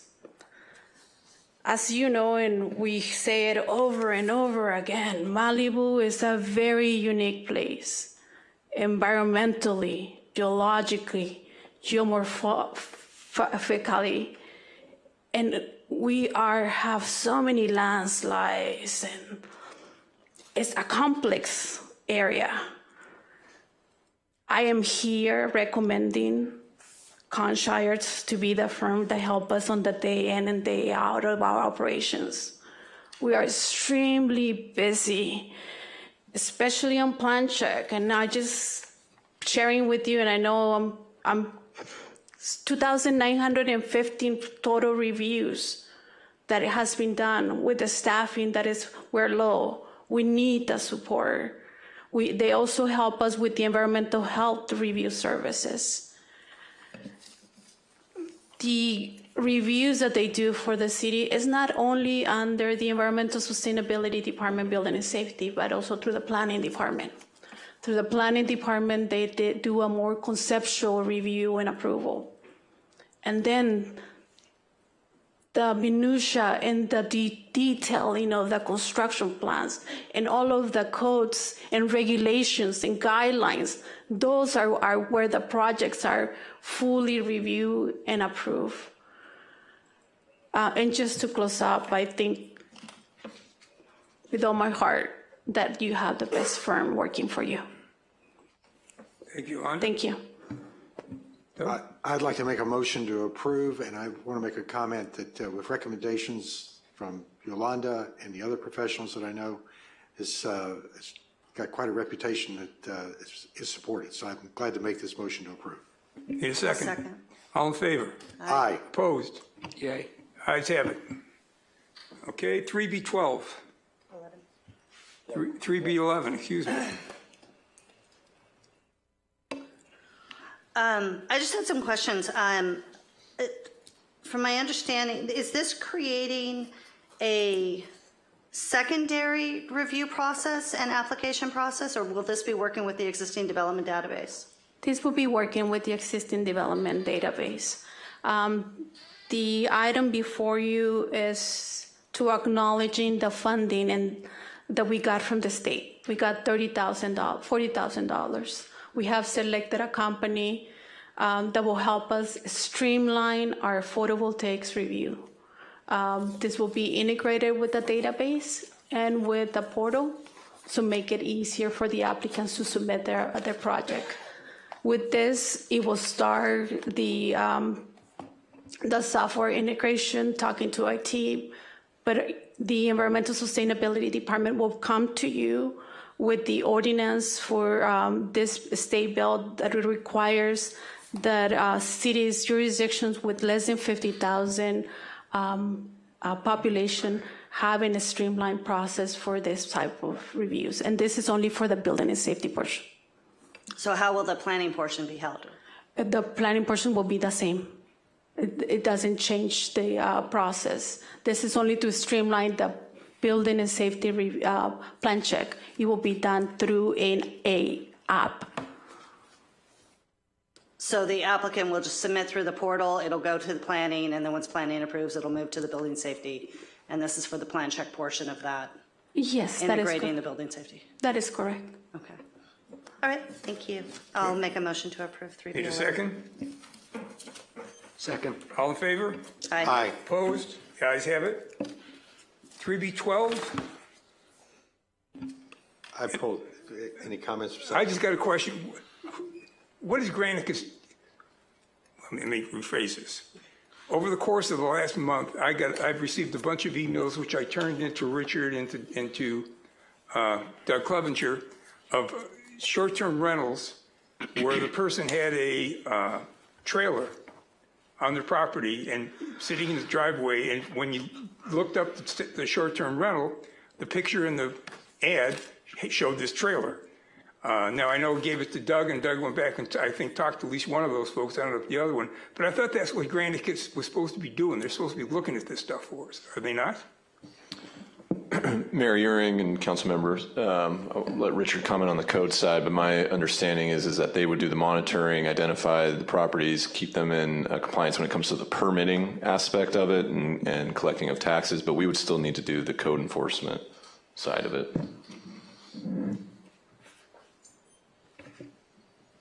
And if I understand you correctly, Mayor, is your question, is there software out there that? No, my question is, again, I know we hired Granicus, and they were supposed to be looking at the short-term rentals. And I thought that part of that process was to look at some of these places and make sure if there's an ad on the internet someplace that it matches up to a short-term rental agreement we have in the city and that kind of stuff. And like I said, I mean, I sent it to you and to Doug. There were two places, and maybe more, but two that were sent to my attention, where the folks had a trailer, which they're not supposed to have on their property, and they were using that as a short-term rental. I'm just wondering how, I thought Granicus was catching this kind of stuff. It's my understanding they are not catching all of it. They are, I want to say they're only looking at some of the major platforms. When we were catching most everything in the city, it's because, it's my understanding, we were having a staff member actually surf the internet, troll the internet, looking for short-term rentals and reconciling it. Unfortunately, we don't have the staff for that at this time. So I can't guarantee that they're collecting 100% of what's out there. I believe it's only the major websites that they're actually looking at, ones that have registered with them. The websites for the short-term rentals? Correct, because some of the short-term rentals, there's VRBO, Airbnb, those are kind of your big ones. Right. Both of these were, one was Airbnb, one was Vibro, whatever the heck it is. Oh, VRBO. Yeah. Then I'll be glad to look into it and see why it wasn't caught on those. I mean, if that's what you're supposed to be doing, we got to just make sure they're doing it. That's all. That's the whole point. No worries. I can look into that specific one. Cool.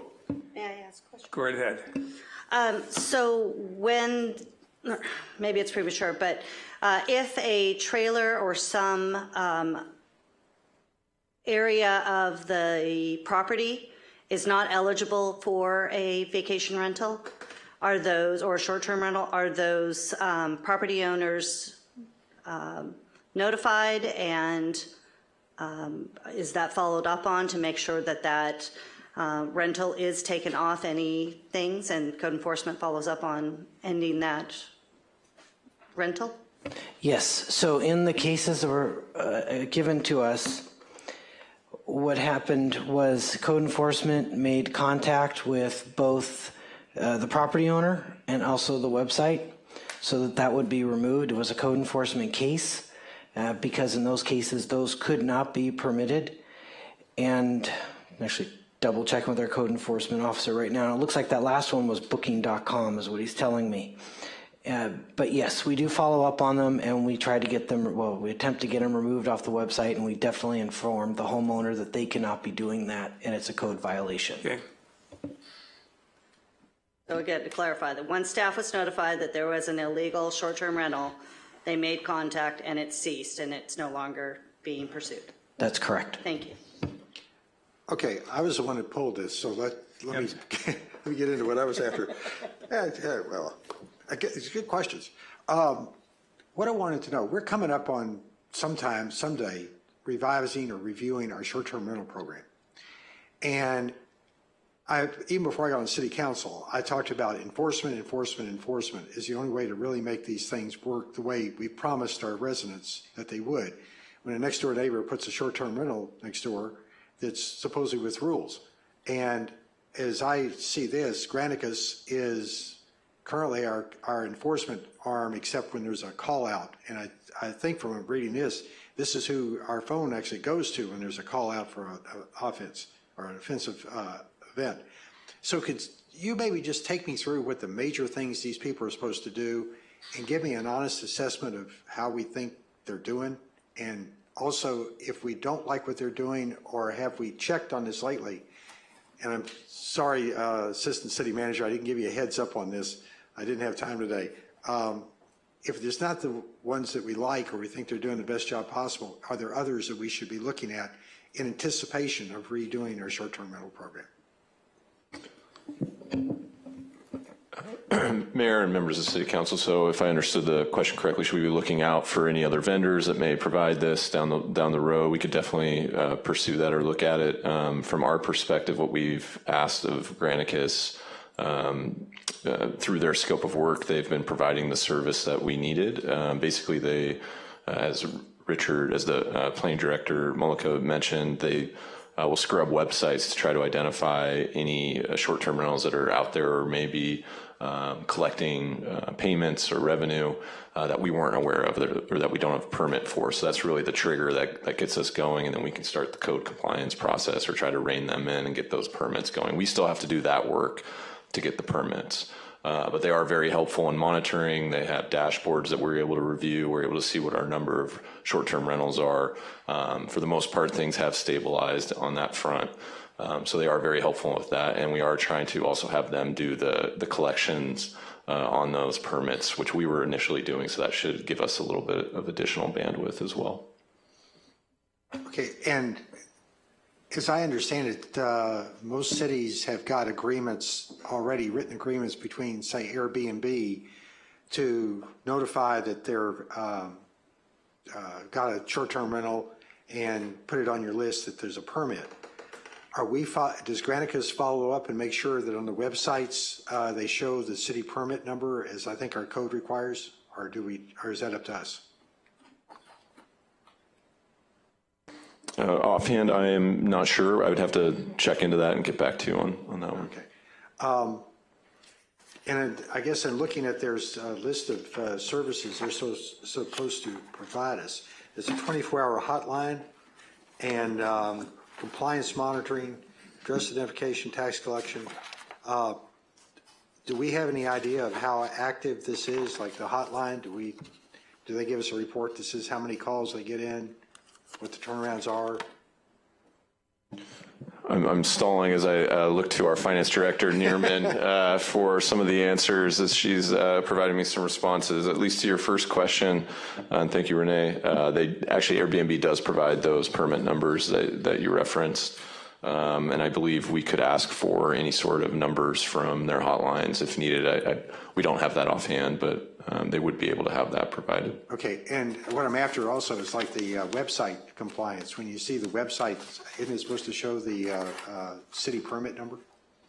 Do they check for that? Correct, yes. Yeah. Okay.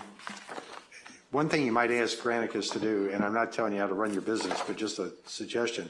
I know everybody focuses in on the 2 or 3 top ones, but there's, I think, like 18, 20 different short-term rental sites, Booking.com and so many others. And it might be appropriate when you guys have the time to make sure that we have an agreement with those people to be reporting to us like we do with Airbnb. Because I think what happens is quite often if somebody wants to violate the rules, they'll go to one of the smaller sites and see what they get, save some money. So. It says in the staff report that they're supposed to be monitoring 60+ short-term rental websites and using machine learning to do it. So I have a hard time believing there's many more than that, if any, but so I don't understand the disconnect between they're not catching them on, unless they're on the large services. Because I meant for the agreements to have with the city to send us the information. We'll follow up with that and double check and discuss with Granicus to make sure we have all our bases covered. Yeah, when we come back for approval in short-term rental program, just be aware that this enforcement aspect is something I'm going to be really big on. Just because I know the cities like Palm Springs and up in the San Bernardino Mountains, those areas up there, they have very active enforcement programs, and there's a lot of personal satisfaction by the neighbors that we want to make sure happens here when we put it in our short-term ordinance. That's all I had. Need a motion? I'll make a motion to approve. Second. All in favor? Aye. Aye. Opposed? Ayes have it. Was there one more at 14? 14. Who pulled that one? Go ahead, Mary Ann. So I had pulled this from the last meeting's agenda also, and I did meet with Assistant Manager Tony regarding my concerns. At this time, I'm not able to support this. I think we're still light on the staff members in order to implement this. In addition, that I think we're still a little early with regards to implementation and selecting a land management system. So basically, I was just making sure that my no vote was counted. I understand if the rest of the council is comfortable with it, but it's something I'm just not ready to support. I think we need to do some more about recruiting the various staff members and making sure that the staff members that we already have that are going to be designed to be part of the team have room on their plate for the implementation of the land management system. And I think our staff's a little overwhelmed at this time. So those are my concerns, and I just wanted to express it. Anybody else? Well, I said last time that this was not something I fully understood, but that I was actually willing to follow Mary Ann's lead because she has experience with the issues that she just talked about. So I'm not going to support it either for that reason. Okay, and you can correct me if I'm wrong.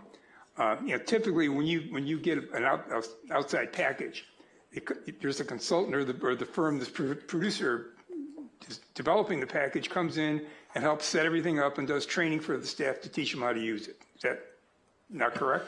It's not quite as simple as here's the package and it's delivered and you push a button and then everybody's trained on it. But it's to walk you through the process, and land management systems or broader ERPs are very difficult to implement, so that does not escape us. And we have paused this initiative as we discussed at our strategic work plans, as we were trying to wait till we were in a better place to really embrace it. And it will definitely be an uphill battle and a hard project, and that's why we're anticipating it'll take a couple of years to do. But we would negotiate or acquire the system that we want, and while they have it mostly configured, we have to structure that system to best meet our needs and develop the workflows in that, and that's where all the hard work goes. We don't necessarily do any code. There's no coding or programming we're doing, but it's the configuration and the workflows that take a lot of time, and to make sure the data works, and then there's proper data transfer. So you have to do a lot of testing and parallels with our old data and new data.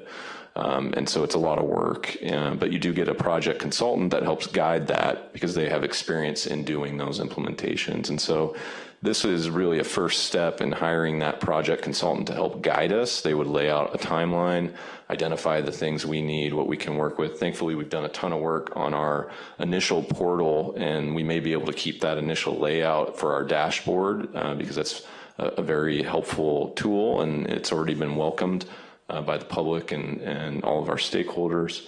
But we would definitely have a lot of work in front of us, and the project consultant would be somebody we would need no matter when we wanted to do this. And of course, we could speed up or slow down the project as we go. But the thing that would lock us in is once we negotiate and acquire the system. So that's where we would be committing funds to acquiring that vendor's system. Yeah, my only take is you're right. This is an important component for what we want to do inside the city, and it is going to take some time to get it implemented. So at least from my end, the sooner we can start, better off we're going to be. But that's, I don't know. I agree with Steve. Having put in a number of systems, it's not about coding. It's about database transfer. It's about training the staff and getting it maximum utilization. You can spend a lot of money on the software and then you fail to operate it. I see this as a positive, but I'm conscious of the fact that it looks like it may be a 2-2 vote. We have one member absent. I'd like to postpone this to the next meeting and see what the consensus is. I'll second that. All right. Anybody else? Mary Ann? Mary Ann, here's where I come down. Okay, let's hear it. If you want it killed, we just have to not support moving it. If you want to wait and see what Paul has to say, then it'll probably get passed. You feel most strongly about it. As I said, I'm going to follow your lead. So if you want to support passing it, that means it'll probably get approved next meeting. If you want to oppose passing it, I will support the opposition and it will not get passed. I'm fine with it coming back again. As I said before, I fully believe that it's going to pass. And like I said, I just don't think staff has the bandwidth at this time, possibly in 6 months. Might be a little bit better. There are some key positions that need to be recruited for, and they need some time to get up to speed. So I just think that postponing would be better, but I'm willing to wait till the next meeting to have the full council make that determination. Sure don't want to approve at this meeting and save ourselves. No, because I'm going to be a no vote we know where it's going. No, I'm not changing my no vote. I'm just giving you the opportunity to have your yes votes carry. Just trying to get there as fast as we can. All right, so the motion is to put this off and have it come back next meeting. Sure. Got a second for that? You already have a second. Mayor, you were the second. I am the second. I should have known that. All right, all in favor? Aye. Sure. Any proposition? No, the ayes have it. Okay, moving along. That takes us out of the consent calendar. Yay! All right, we're off to item 4A. Staff report, please. Yes. Good evening, Mayor and Council Member. The item before you is resolution number 2425. This is a resolution for the collection of fees for the implementation of the California Integrated Waste Management Act within the Malibu Garbage Disposal District. Presently, the city is divided into two service areas for disposal services. The eastern half of Malibu, which is considered city limits to John Taylor Road, includes Malibu Road as part of this Malibu Garbage Disposal District. The district is under a contract managed by the County of Los Angeles, and annually, the County of Los Angeles assesses the properties directly for the hauling and the disposable costs. Property owners in the district pay the fee authorized by this resolution, plus the county's administrative fee through the county's assessor's office tax roll. Customers outside the district pay the solid waste fee directly to the haulers, who then reimburse the city on a quarterly basis. This assessment is repeatedly annually and is required by the county. The total to be collected this fiscal year that we are estimated is approximately $18,000. This is subject to any minor partial adjustment by the county assessor's office. The fee for the district must be placed on the property tax roll for fiscal year 24-25, no later than August 10 of this year. This resolution 2425 authorizes the county to collect the fees along with the property taxes. So this evening, to make sure that the city remains in track and to make the date for August 10 deadline, staff is conducting a public hearing and recommending adoption of Resolution 2425, authorizing the collection of the county's tax roll of fees for residential and commercial premises for the city sources reductions and recycling element and household hazardous waste element. And that concludes my presentation. Thank you, Yolanda. I don't have any speaker slips, so there's no public, anything online. No, we don't have any raised hands on Zoom. Okay, bring it back up to the council table. Comments? I just have one question. Why do we have half the city in this system and the other half is not? Historically, that was a contract that it was done in 1993. They had been, in 2015, the previous councils have asked to see if we can join everything as one, and so it has been very difficult to get a contract with a franchise or a provider. So that's the information that I have for you. Okay, because I know, like, I live on the west side of John Tyler, and I have an agreement directly with the hauler. And I didn't realize this was the case until I got to the city council. Yeah, it was part of when, before, and we were part of the county. That's how it started it. Wait a minute, I live on the east side and I have a direct agreement also. Steve? Yeah. I actually have a question that's completely unrelated to the money, but just out of curiosity. I'm told by everybody that the color of the receptacles in Malibu is not the same as anywhere else in terms of what you put into what receptacle. Is that true? And if it is true, do you know why? I don't have an answer for you. That's a good question, but we can investigate and we can send you the information. I've been told all through the whole really? county, the color system is different than ours and people are confused when they come here. They What could is all be the- wrong, but if they're right, it's kind of strange. We can do some research and give you that For what it's information worth, back. for waste management, it's now changing the color. I had a replacement. My blue thing got beat up, so they gave me another one that was supposed to take care of the same stuff, and this one was dark gray, so who the heck knows? So the answer I got from Waste Management when I asked is that all the bases are going to be dark gray. Just the lid will be representative of the materials that you're supposed to put in it. And yes, I've heard the blue lid in other places is the recycling, but in Malibu, it's the trash. And the gray or black lid is the recycling one. Well, if we move, we're going to have to learn stuff all over again. Steve, go ahead. Thank you, Mr. Mayor. This is actually a fascinating topic to city managers. I've actually had several conversations with the building official about this exact topic, and because it was a bit curious to me why we didn't have, and I understand why there's this where we have multiple providers, but why don't we have a franchise agreement with each one? And I understand there had been some previous efforts and that they ran into some complications, so to speak.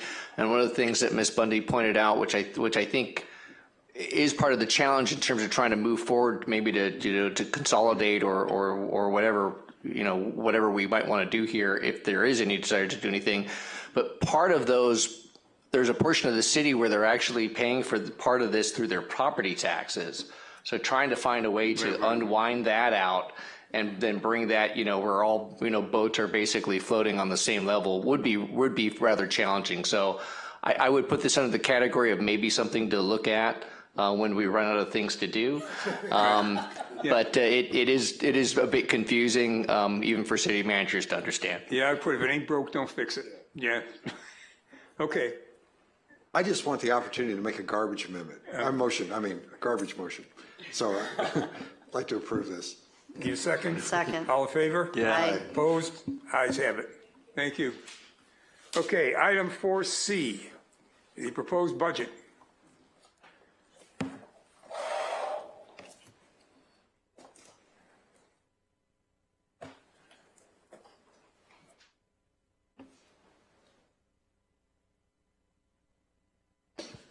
All right, Mayor, members of the City Council, tonight we'll be discussing the fiscal year 24-25 proposed budget. This is the third time, or the third draft of the budget. We've already had the workshop. We had a presentation in front of Administration and Finance Subcommittee, and now tonight's hearing. As a reminder, budgets are only a point in time and a projection of what's to come and a guide for the upcoming fiscal year, and it is the ultimate policy document of this body. Is where you put the funding is where your priorities are.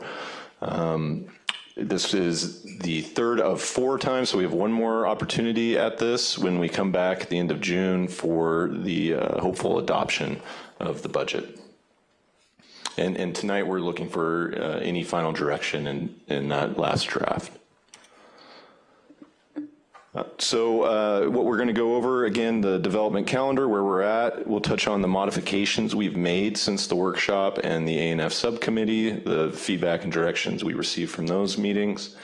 Then the updated summaries of revenues and expenditures, the updated fund balance, department overviews, and then the next steps. So as I just mentioned, we've already done the budget workshop. That was at the end of April. We then met with A&F to review the budget as well as the general fund grants. The review of the budget was on May 2nd. The general fund grants was last week on the 20th. And then tonight's public hearing, and then adoption hopefully at the end of June, I believe June 24th. So some of the items we heard at the last couple meetings, there was discussion about Malibu community lands. A&F suggested that we appropriate funds to keep that project moving, but of course any future contracts or agreements will have to return to council. We'll touch on the changes we made with that direction. There was also guidance to look at funding for speed cameras. The Malibu Education Foundation, which we've funded phase 1 in the current fiscal year, there was direction to receive their request for phase 2 funding in the next fiscal year and potentially set aside funds for that. There was some guidance about looking at our facility use rental rates and trying to make sure that we put into our fee schedule rates that will be what the market will bear, so that we can maximize our return on our facility uses, or our facility use from the public. There's also discussion of looking at expanding Wi-Fi at the parks. There was a request to look at a dog park at Las Flores. I will comment on this one. This one, we looked at that, and this had been brought up in 2021. The Parks and Rec Commission reviewed and determined that that site's actually not a feasible location for a dog park. So we would have to consider some other locations in the city. And then another item that we received some feedback on was looking at naming rights for the skate park. This was a suggestion from A&F to help with fundraising and donating funds for the project. This would be something that we would have to look at much deeper and research, but we would need the council, we need consensus from the council to bring an item back to pursue that effort. That would not be something we'd necessarily be able to put in the budget at this time, because we don't know what that would look like. So of those items that we heard, what we did add to the budget, we did put in an additional $200,000 for professional services for the Malibu Community Lands. This would just be the appropriation. We would have to come back at a future date with whatever professional services agreements that we have, whether that be for design or architecture, whatever that is, based on how the discussions go that we're having with the community for feedback. But we will at least have the appropriation there in the budget. We also looked at speed cameras, so we have put an additional $200,000 in the public safety budget. This would be for 9 speed cameras, as well as for professional services to help with implementation and a master plan of that. We did hear back from the Malibu Education Foundation. They submitted a comment to this council for phase 2 of their initiative, which would start in fiscal year 24-25, starting in June. And they also discussed some needs of the local schools. So the total request came to $315,000. We did add that to the budget as well. And then an item that we've been discussing at both the workshop and at A&F is looking at initiating a community development department. This would start with creating a director position. So we did add that position in this budget, and we'll touch on that a little bit more in the presentation. Some other modifications, we needed to adjust some of our capital improvement projects. So a minor change to the Bluff Park South Walkway, we increased that one by about $23,000. And then with the permanent skate park, we do believe the bulk of that project, the vast majority of that project, should be done in the next fiscal year. So we actually increased the amount we had initially put in there by almost $1.5 million to a total of $2.5 million for that project, so that most of it should be done in 1 year. And then some other changes that are actually in the current fiscal year, but may modify some of the numbers rolling into the next fiscal year. We did update our Q3 estimates. We will be returning to council with the Q3 report here shortly, but those updated numbers in the estimated columns have been included. And then Prop A funds. So we do have some Prop A funds that are for transportation services in the city. We have a very low demand on transportation services. We do have a dial-a-ride service, but it's not quite expending that much funds. But what we are able to do, or let me back up, what can happen is you have a limitation on the time that you have to be able to spend those funds, and we're running up against that on some of the funds we have in fund balance. So what we can do is actually exchange those funds with another city. It's done at a discount, so we would sell those funds to that other city and then in return receive general fund dollars. We have an agreement in place with another city, or we've at least negotiated with another city. It would be at 73 cents on the dollar. We'd be selling $450,000 of Prop A funds to them so that they can use towards transportation services, and we would return, get 73% of that in general fund dollars. And that's a net loss to us of nearly $122,000 in Prop A funds, but we would have lost all the funds if we didn't do this. So at the end of the day, it's actually a benefit to us. And we did do this once before, a number of years ago, because we ran into a similar issue with our limits on spending Prop A. But that doesn't mean we're not trying to explore other opportunities on how we can spend those funds, and we will keep trying to find other ways to be creative with that. So with some of those modifications, our numbers changed ever so slightly, but still generally on the same magnitude. Our total revenues overall are $84 million. Our biggest portion of our revenues is the general fund at $60 million, or 71.4%. Our total expenditures across all funds are $96 million. And again, the general fund is the biggest portion of that with $74.6 million, or 77.5% of that. And really the discrepancy between revenues and expenditures is mostly capital dollars. So at the general fund level, our total revenues are $60.27 million. Our biggest portion of that is property taxes. And on the next slide, I will break out some of those revenues in a little more detail. But property taxes are nearly $20 million of our total general fund revenues, or about a third of our revenues. And then other taxes, which are our TUT taxes and sales tax, that's about $24 million, or nearly 40% of our revenues. And then you can see some of the other percentages broken out there. Really, the other big chunk is our service charges. Those are really our fees as best as we can project for the upcoming year. And then some of our other areas, licenses and permits, other government use of money and property. And I'll break down on the next slide the biggest revenue components. And then our total expenditures broken out by department.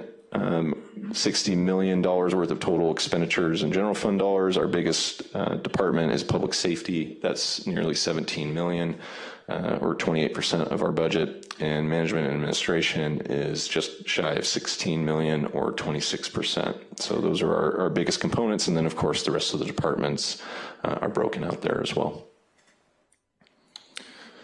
So we did have a request from one of the previous meetings to show a little more detail on the revenues, and this is available on our summary pages at the beginning of the budget on the revenue detail by fund, but at least want to highlight it here so you can see kind of our main components which really drive our budget and our main sources of revenue. Property taxes, we're projecting in the next year to be at about $19.5 million. You can see where we've been in our actuals in 21, 22, 22, 23, and then this year's amended. Year over year, we've averaged over 6% growth in property taxes. So we did increase the percentage of what we were budgeting in the next year. I think traditionally we've only budgeted a 3% growth. We were budgeting about a 5.5% growth in our secured property tax line. This is all property taxes displayed here, but at least on the secured property tax line, we're projecting about a 5.5% growth. And so going from 23, 24 amended, while the column isn't here, we have a projection of how we're going to end this fiscal year, and then we took a 5.5% growth on that number to get us to the proposed year. TOT hotels and motels and TOT private rentals, you see the two lines there. It seems to be hovering between 9 and 10 million, so we're keeping it right about there at 9.5 million between the two line items. Sales and use tax, you see the big growth going into this fiscal year, 23-24, where it's up about 2 million from the prior year actual, and that's because we did the transaction and use tax measure in November of 22, and now we're seeing the full returns of that. We had initially projected about a 3 million per year revenue addition, and we're getting closer to 4 million from what we're seeing in the actual, so that's been a big benefit to the city. And then the service charges, that's really our best projection of where we think the workload's going to be in the upcoming year. The actuals could come in less than that, but the big growth going into next fiscal year is really our exterior elevated structures. I don't think I said that quite right. The E3, we're projecting about $500,000 in additional expenditures next year in their service charges. But we're also anticipating all of that offset by revenue, so that's hitting at the service charges line. And then you see our interest earnings, again, with the great guidance from Mayor Pro Tem Stewart. We did a lot of work in the last couple of years to change our allocation or to change our investment portfolio. You've seen a lot of growth here. We're now pretty much at, if not near, the 2-year Treasury mark, which is our goal. Next year we're projecting, and this is just general fund, we do have interest earnings hitting some of the other special revenue funds, but this is just our projection for the general fund. So we're putting that at $3.5 million. Now I will caution, we're starting to see the Fed look at lowering rates. They've started to intimate that, so we could start to see a reduction in some of those interest earnings, but I doubt it's going to be a rapid decline, at least, well, knock on wood. We'll see what occurs. And then all other revenues that we have across the board, but I want to at least call out our major revenue sources there. So this table is us trying to do our best effort to display ongoing revenue over ongoing expenditures. It's not the easiest to pull out of our budget because we don't develop our budget that way. We hope to do that in the future. But our ongoing revenues are $60 million, and this is best seen on the fund balance page in our summary pages at the beginning of the budget. Our ongoing revenues are $60 million. Our total expenditures are $73 million, but you take out CIP and capital related items or one-time expenditures, and that reduces down to about $59 million. So our ongoing revenue over ongoing expenditures, right now we believe we have about a $560,000 surplus and are structurally balanced. What's disaster capital? Disaster capital, we could open the budget and I could call out the specific projects, but that would be like the winter storms, that would be any sort of capital related to the items of repair for any sort of disasters we've had, any fire efforts, storms, mudslides, rains, anything. Gotcha, okay. Yep. In this table you've seen before, this is just showing our trend and growth in undesignated reserve or overall reserve. In the last few years, we're starting to hover right around 70 million. So the council has a lot of dollars to be strategic about one-time expenditures with these funds. Of course, we do want to be careful because we don't know what the future economy may hold or what future disasters we may need to spend one-time dollars on. But we do have some funds to work with and hopefully leverage these dollars for any sort of capital expenditures we want to do in the future. And a breakout of where we're at right now. So we ended fiscal year 22-23 with $85 million in total general fund in reserve, or about $68 million in undesignated. We are estimating to end this year with just shy of $98 million in total general fund dollars. That would be $73.4 million in undesignated, or 24.4 on the designated front. And then slight fluctuation with some of the capital expenditures, but we are projected to end next fiscal year at $84 million or $69 million in undesignated. And that $69.2 million in undesignated would be about 115% of our general fund expenditures for next year, which would, our general fund expenditures are $60.1 million. So that far exceeds our goals for our fund balance. You've also seen this slide before. The only real change here is that additional FTE of the Community Development Director. So we are looking to add 4.59 FTE or full-time equivalents to the budget. That would bring us to a total of just shy of 120 total FTE. The position changes are a management analyst in the Management Administration Services Department or the City Manager's Office, a part-time deputy city clerk, one administrative assistant in public safety, a part-time senior permit services tech in environmental sustainability, one maintenance worker in community services, And then changing how we were doing some of the part-time staff. There's actually a slight reduction in part-time staff in community services, and then that one community development director for just about 4.6 FTE. Cost of living, we did a 3.4% COLA adjustment. We do a COLA annually based on the February CPI of the region. That was estimated to be a $440,000 impact. And then we did the class and comp study and are fully implementing that in the upcoming year, and that was estimated to be $500,000. And then the A&F subcommittee did a very thorough review of all of our applications our general fund applications last week. We had allotted $200,000 for those applications. As a reminder, we had received just over $575,000 in requests, or 24 applications.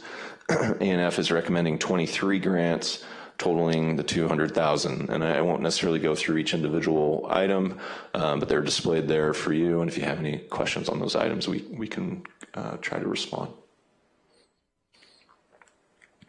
So going through the departments, some of the numbers changed ever so slightly with the adjustments you saw at the beginning, but management and administration, our budget is actually going down slightly from the current year by just over $200,000. There's a media analyst that is being shifted to an IS technician, so that goes from the media division to information systems. The city manager's office, we're looking at adding that management analyst. In non-departmental, that went down, but that was because we had a placeholder there for the class and comp. We didn't know what the impact was, so we had put a decent amount of funds there as a placeholder. That goes away in the next fiscal year, so that's the biggest reduction, or the main driver of the reductions. City Hall, we're looking at about $200,000 in leasehold improvements. That's for general maintenance, carpet, painting, HVAC work, et cetera. We touched on the vacant lands, or the Malibu community lands, adding $200,000 to vacant properties, or to that division. And then information systems, we did hear some feedback, I believe it was from A&F, to call out IS, and thank you for that. We always talk about it in management and administration, but it's really somewhat separate because it's an internal service fund, so it's not necessarily called out in the general fund. All the other departments are really funding that division. There's a slight increase there as we, again, move the media analyst to an IS technician, so that's somewhat a wash across the whole department. But the other area where the increases are is that we've had a lot of the departments paying for some of the individual services. We're trying to do a better job of centralizing all of that into IS. The biggest example of that are telephone services, so we were trying to rein that in so that we had it all under one umbrella, where the departments may have been paying for some of their own services. So some of those increases came back to IS. And then the information systems division as a whole is supporting the organization. So we have a number of our applications, our software applications are funded here. All of our PC equipment is funded here as well, and doing all those annual replacements. And so that's an area that we are trying to grow, and we do have a vacancy there within information systems administrator that we are hoping to recruit any day now, and that will be a key position to help with some of our other systems implementation in the future. And then other department changes, city clerk's budget is going up by about $150,000. So every other year we'll have a fluctuation in the budget with the election, and this is one of those years. And then also we have a part-time deputy city clerk, which will be doing some assisting with ongoing projects. The public safety department is actually going down slightly. This is because we had ramped up the budget pretty significantly in this fiscal year for the sheriff's substation, but obviously that's delayed. So the budget overall is being reduced a little bit, but some of those reductions are offset by the highway patrol agreement that we're doing for PCH. A lot of the same letters there for different acronyms, all in one line for you, but CHP enforcing PCH. And then administrative assistant, we're adding an FTE in the department to help support all the different work and commissions that they have. And then we've touched on the speed camera addition of $200,000.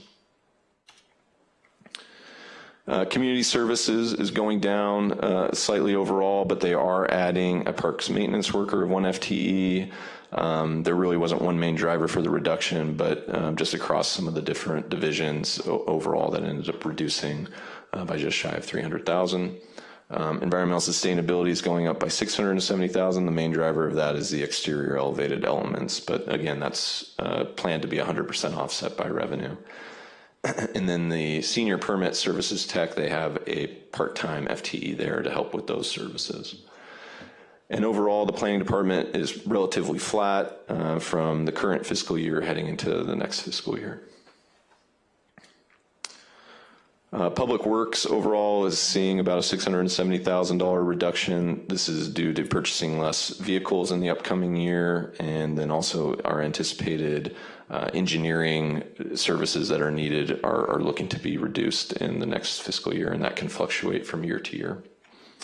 And then our capital improvement plan is just shy of 25 million with 30 different projects that are planned. Another ambitious effort to try to tackle all the different infrastructure needs we have in the city. So touching on a few of the items that we have, and these are also related to the work plan, but things that are tied to the budget. So the fee schedule, as you recall, this was in front of the council at the last meeting, and we adopted the fee schedule with no changes from the current fiscal year. So that will remain in place next fiscal year until we come back with the new fee study, which we should return back with early part of fiscal year 24-25 to then update our fee schedule at that time. Development services, obviously this has been a major initiative and priority of the council and the city for quite some time. We commissioned the development services study, or the Baker-Tilly report, which had 46 recommendations. A few of them improve workplace climate. Those were recommendations 8, 42, and 43, and we've done a lot of work in that vein. Some of the big things, again, the classic comp study, but having the winter break, that was a huge success. We're looking at developing out training and development programs, otherwise affectionately known as Malibu University. Hopefully we'll get that going in the next couple of years. We're definitely doing a ton more of increased employee engagement efforts that have been welcomed. That includes all sorts of employee events and gatherings, and that really helps build a lot of camaraderie in the organization. Looking at process improvement where we can and where we have bandwidth to do so, which will then hopefully increase our bandwidth. But we have been doing a lot of improvement where we can across the organization.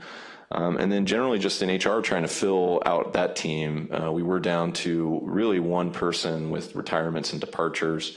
And we now have an HR manager. We are trying to fill our last vacancy, the HR tech position. And so we're building out that team, and we are just about done with digitizing all of our HR files. And we have launched a new recruiting software, which is now up. So it's NeoGov. If you look on our website under recruitments, you'll see a new software, and it's really the industry standard, and that'll be very helpful as we go forward, and will make our onboarding process much easier as we get more up to speed on it. And as had been alluded to earlier in tonight's meeting, working on code of conduct, different workplace culture initiatives with the policy ad hoc subcommittee of the city council. So, or I guess it's not a subcommittee, but policy ad hoc committee. And then community development department. So this was a major recommendation in the Baker-Tilly report. We are looking at initiating that with the first, really the first tranche of that is looking at a director position. A director would be able to help us build out that department. This wouldn't happen overnight. Right now would simply be creating the FTE and approving the appropriation for that position. Our intent would be to come back to City Council with more details of that department, of some of the other positions that are recommended in the report. The staff report for this budget included the org chart that was provided by Baker-Tilly, and some of the descriptors that go with that, and some of the positions that they're recommending. We need to look at that closer. We also need to figure out where those positions any of the new positions or position changes may lie in our new salary schedule, our class and comp updated salary schedule. So we would want to come back with that. But the first effort to do this is really with a director.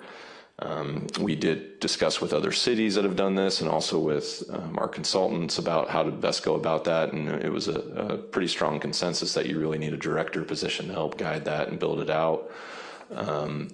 Of course, it is a change. Every city is unique. Obviously, Malibu is unique for its own reasons, and every city up and down California has its own unique set of challenges. But what we have found is that there are some best practices that are out there, and a community development department is a pretty common theme. And actually, we looked at all 10 of our benchmark cities that we looked at for the class and comp study. All 10 of them have a community development department. And so that would be a planning and division and a building and safety division in some contexts under one umbrella. And then last but not least, and that was also on tonight's agenda on the consent calendar, the land management system. So we are looking closely at that. The first step, well, we've already done a lot of the first step by doing an RFP and narrowing down what our interested vendor systems were. We stopped short of negotiating and acquiring a system because we wanted to finish our study and try to be in a better position to acquire a system and actually build it out. The next step, and which was also a Baker Tilly recommendation, is to hire a project consultant. And that was what we were recommending on tonight's consent, and we'll come back with that at a later date or at the next meeting. But there are a lot of items within the Baker Tilly report that address the land management system that we would want to look at as we're trying to build that out.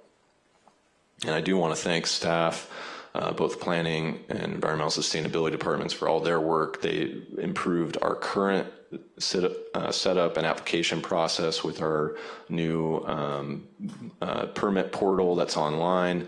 That should give us a fair amount of leeway and bandwidth as we try to build out a new land management system, so there isn't quite as much pressure on staff to have a new portal up and running. That at least gives us that cover as we try to build out our workflows of a new system. And going through that effort has really helped us see what a lot of those workflows are and where things need to be built.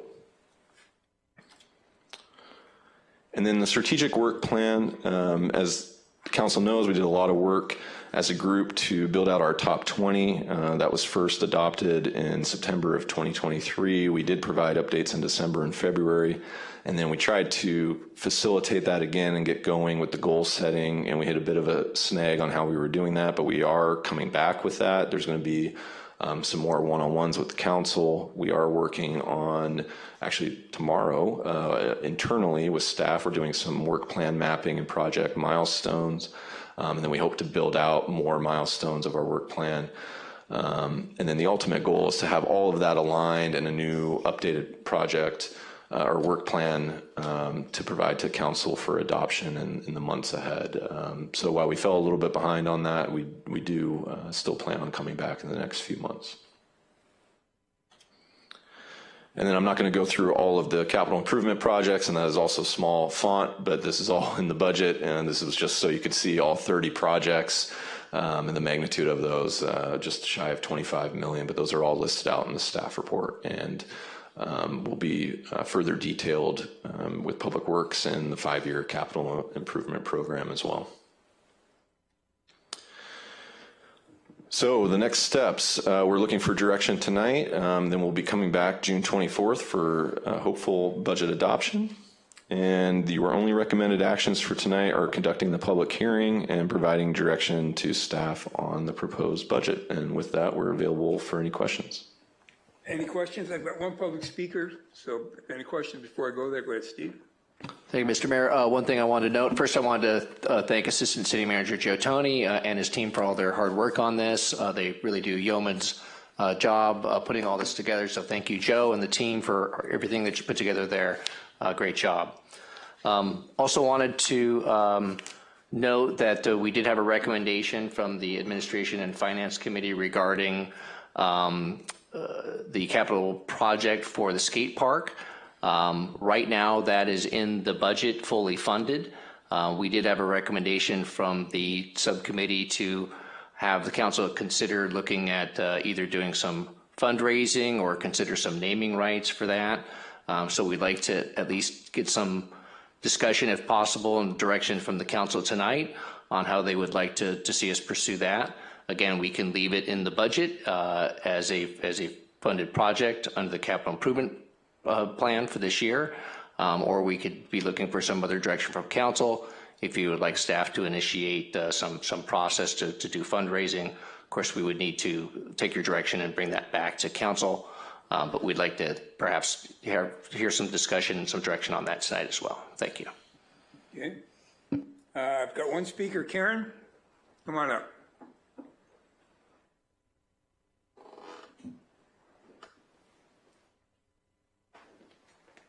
Good evening, Mayor, City Council, staff. Before I start, I do want to acknowledge that we have a couple members from our officer team and board of directors in the back. And I'm here today to speak in support of the Malibu Education Foundation grant requests with the goal of instilling confidence in you and the community that your investment in the foundation is a good one and is already having a positive impact on Malibu public school students. So the next slide. Oh, I always forget about this clicker. Okay, so the grant request aligns to the level projected last summer for phase 2, representing a step down from phase 1. And we also submitted a grant on behalf of the PTAs as we established alignment between the education fundraising entities in phase 1. So they did not submit their separate grant requests, and we had not included those requests in our original projections.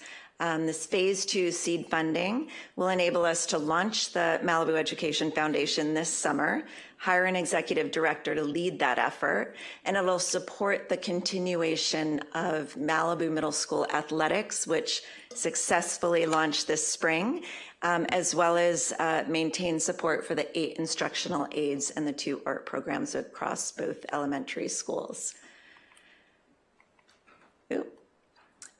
So before I move on, I do want to just give a quick recap of the success of phase 1, which started in January, and a quick recap since we did submit a more detailed quarterly report to the City Council. Since January, we funded 8 elementary school aides across the 2 elementary schools for the current school year, launched middle school athletics with half the school participating, and we set up the Malibu Education Foundation as a California nonprofit entity. And to reinforce the approach that this new entity will differ from the current approach, which was the foundation of this whole effort, I'd like to share 2 fundraising partnerships that are already underway and in development, again, to instill confidence in your seed investment in this effort. And it's Malibu Moves, so we're working with them on an MOU. And then we have an Arlene and Dick Van Dyke Endowment for the Arts launching on June 15th with an event which will also rename the Malibu High School Theater.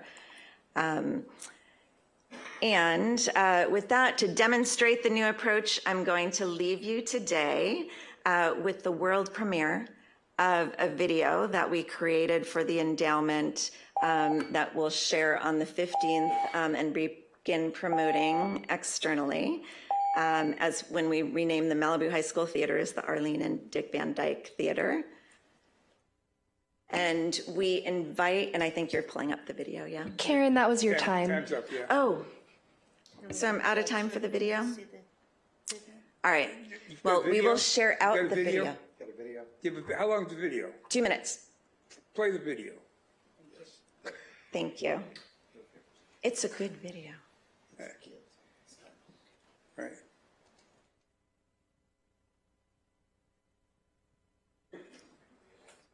Well,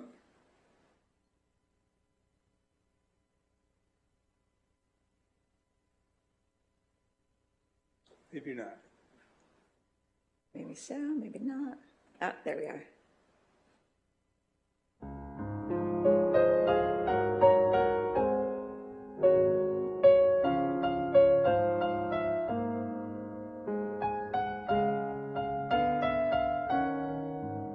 Kids have great imaginations, but you have to get them to express it.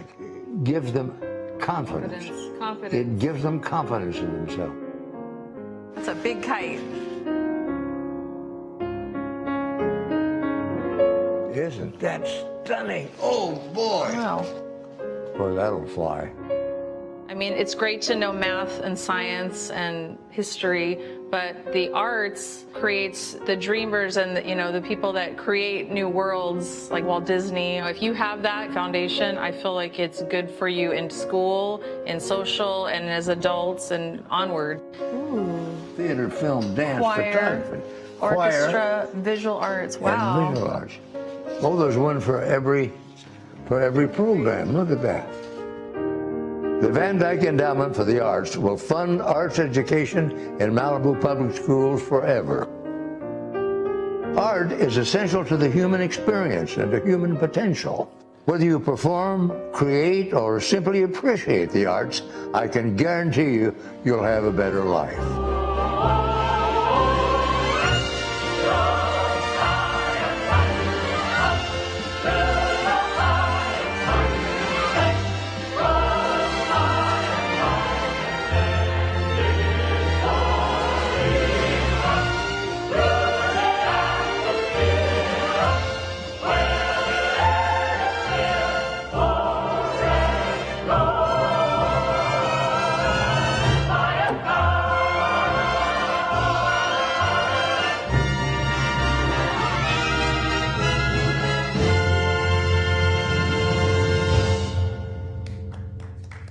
Isn't that great? Thank you very much. Thank you. Okay, back to the council table. Mayor, we do have some speakers on Zoom. I'm sorry. Okay, go ahead. So one hand from Howard Rutsky. Howard, you're on. Good evening again. Good evening again. Can you hear me? Gotcha. I just want to congratulate Karen and everybody that works with Karen and say thank you to the city council for giving her the money or them the money. I think this is fantastic, and I think more people in Malibu need to be like her. Have a great evening. Okay, who's next? Those are all the raised hands. All right, close public comment, back to the council table. Comments, questions? I'd like to make a couple of quick comments.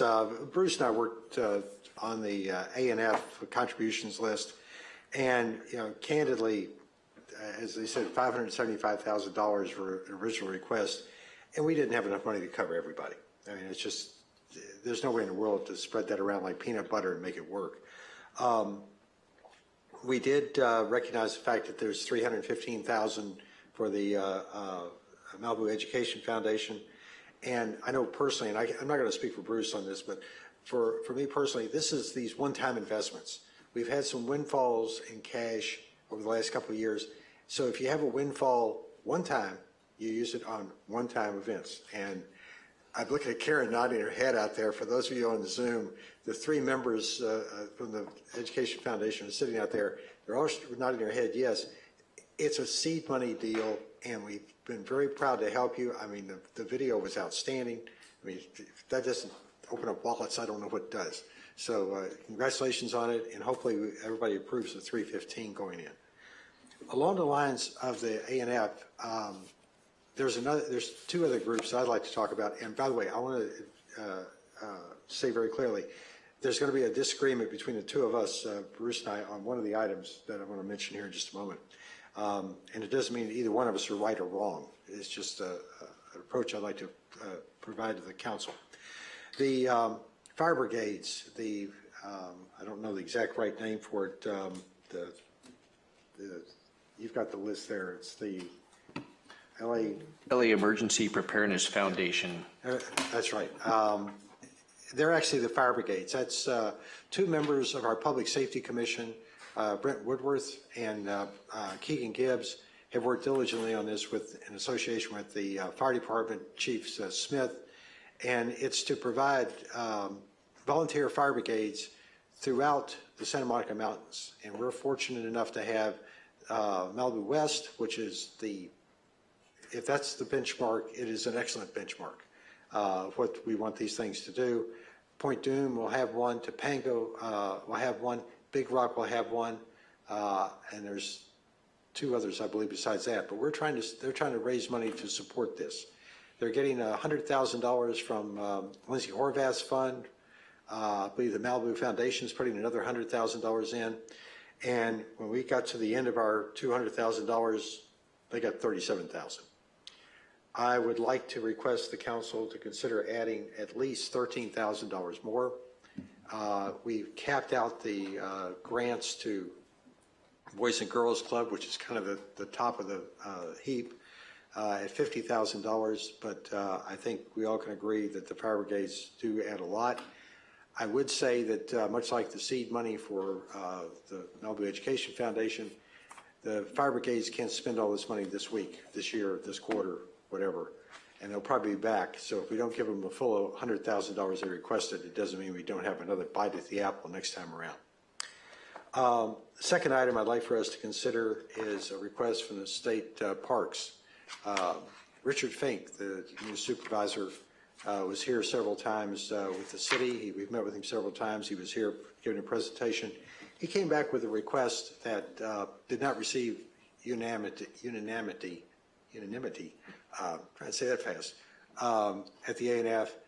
And while he asked for, I think, about $50,000, there were three projects that I personally thought were worthwhile. One was to supply some money to the Adamson House for storage and historically artifacting items at the Adamson House. And there were two construction projects, capital improvement projects at the state parks that were really as much for safety as it were for aesthetics and visitor accommodation, fixing steps onto the beach and so forth. Together, it was about $29,000.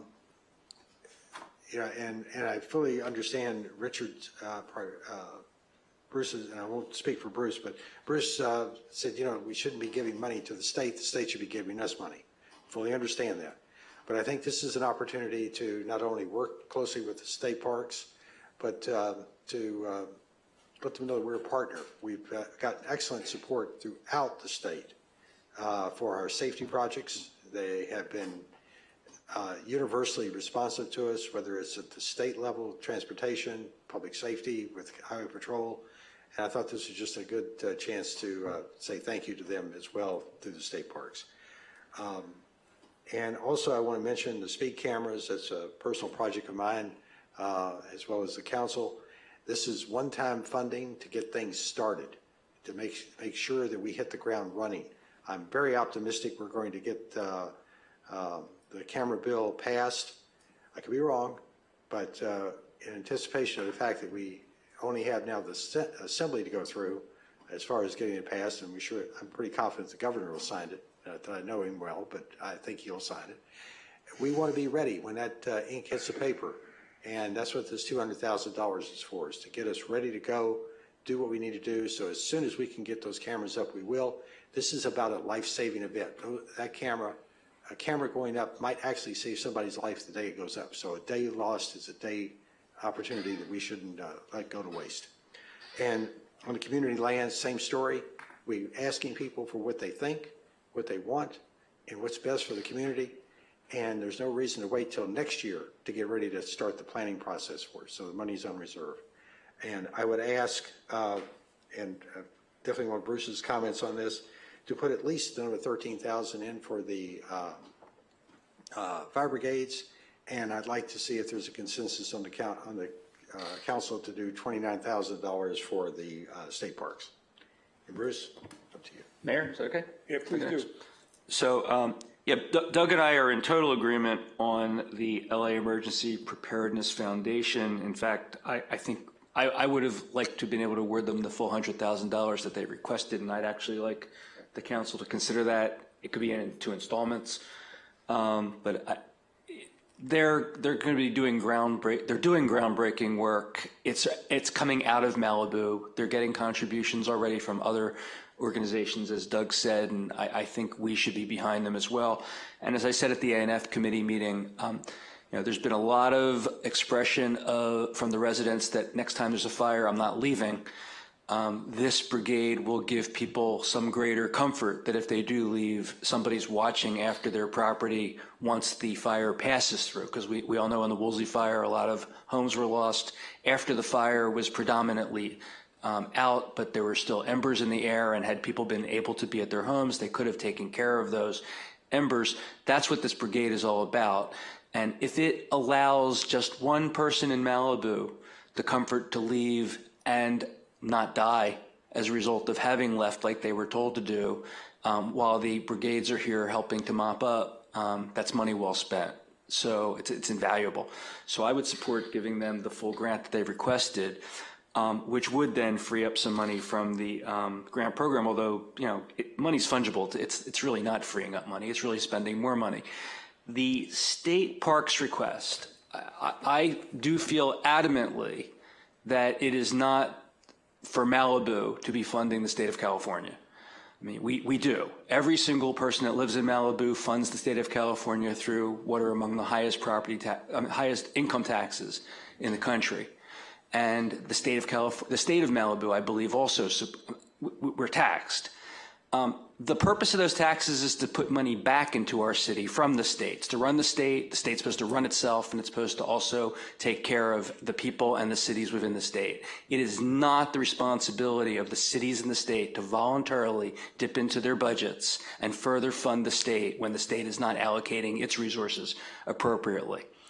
I mean, I am a fan of the state parks. If the state parks were a private entity, if they were privately owned and they needed some additional funds to do some things in Malibu, I'd be fully supportive. If there were organizations in Malibu that wanted to go do work in the state parks and the state parks were willing to come, let them do the work, I would be supportive of that. But I cannot see us as a city voluntarily awarding a grant to the state of California, and I think it sets a horrible precedent. It's really no different than the federal government asking us to voluntarily grant money to them. And I know, I spoke to the gentleman from the state parks. He says, well, you know, we're a separate part here. It's not our fault if you're not happy with Caltrans. It's not our fault if you don't think the state is spending enough money on the state parks.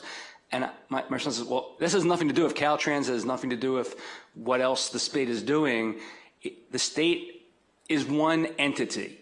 It gets billions and billions of dollars from all over the state. It collects it, and then it is responsible for spending it appropriately.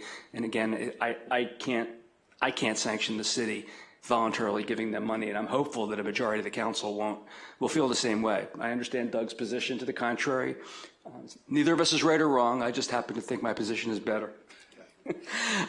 Last point on the speed cameras.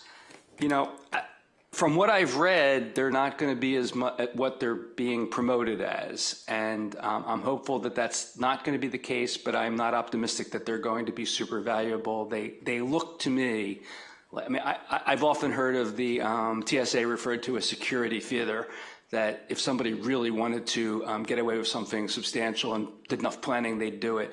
I think that these speed cameras are safety theater. I think that they're going to sound good. It looks like we're doing something. We can pat ourselves on the back for having achieved it. But from what I've read, they're not a substantial deterrent to speeding. And, you know, we got to continue to support it and see what happens. But I am just not as optimistic as others are that that's really going to do anything. I think we need more and faster. Marianne? I've got a whole bunch. So. Go ahead. I will second Doug on the state parks. I think that we need to establish a partnership with them. I hear Bruce and what you're saying about the state budget, but I think that is a whole other behemoth, and we need to think locally and making sure that the local state parks that we have in our jurisdiction are safe and are functioning in the best and the highest way possible. So I would support either the $29,000 or the full $49,000 I think that they asked for. I think it just sets a good tone as we're moving forward with our relationship with them, that we establish a partnership and that we, if they need some help with something, that we step up and help them. And should be just one-time allocation unless we establish something more going forward. Do you want me to go through everything I have, or just high-level comments? Okay. One of the things I kind of have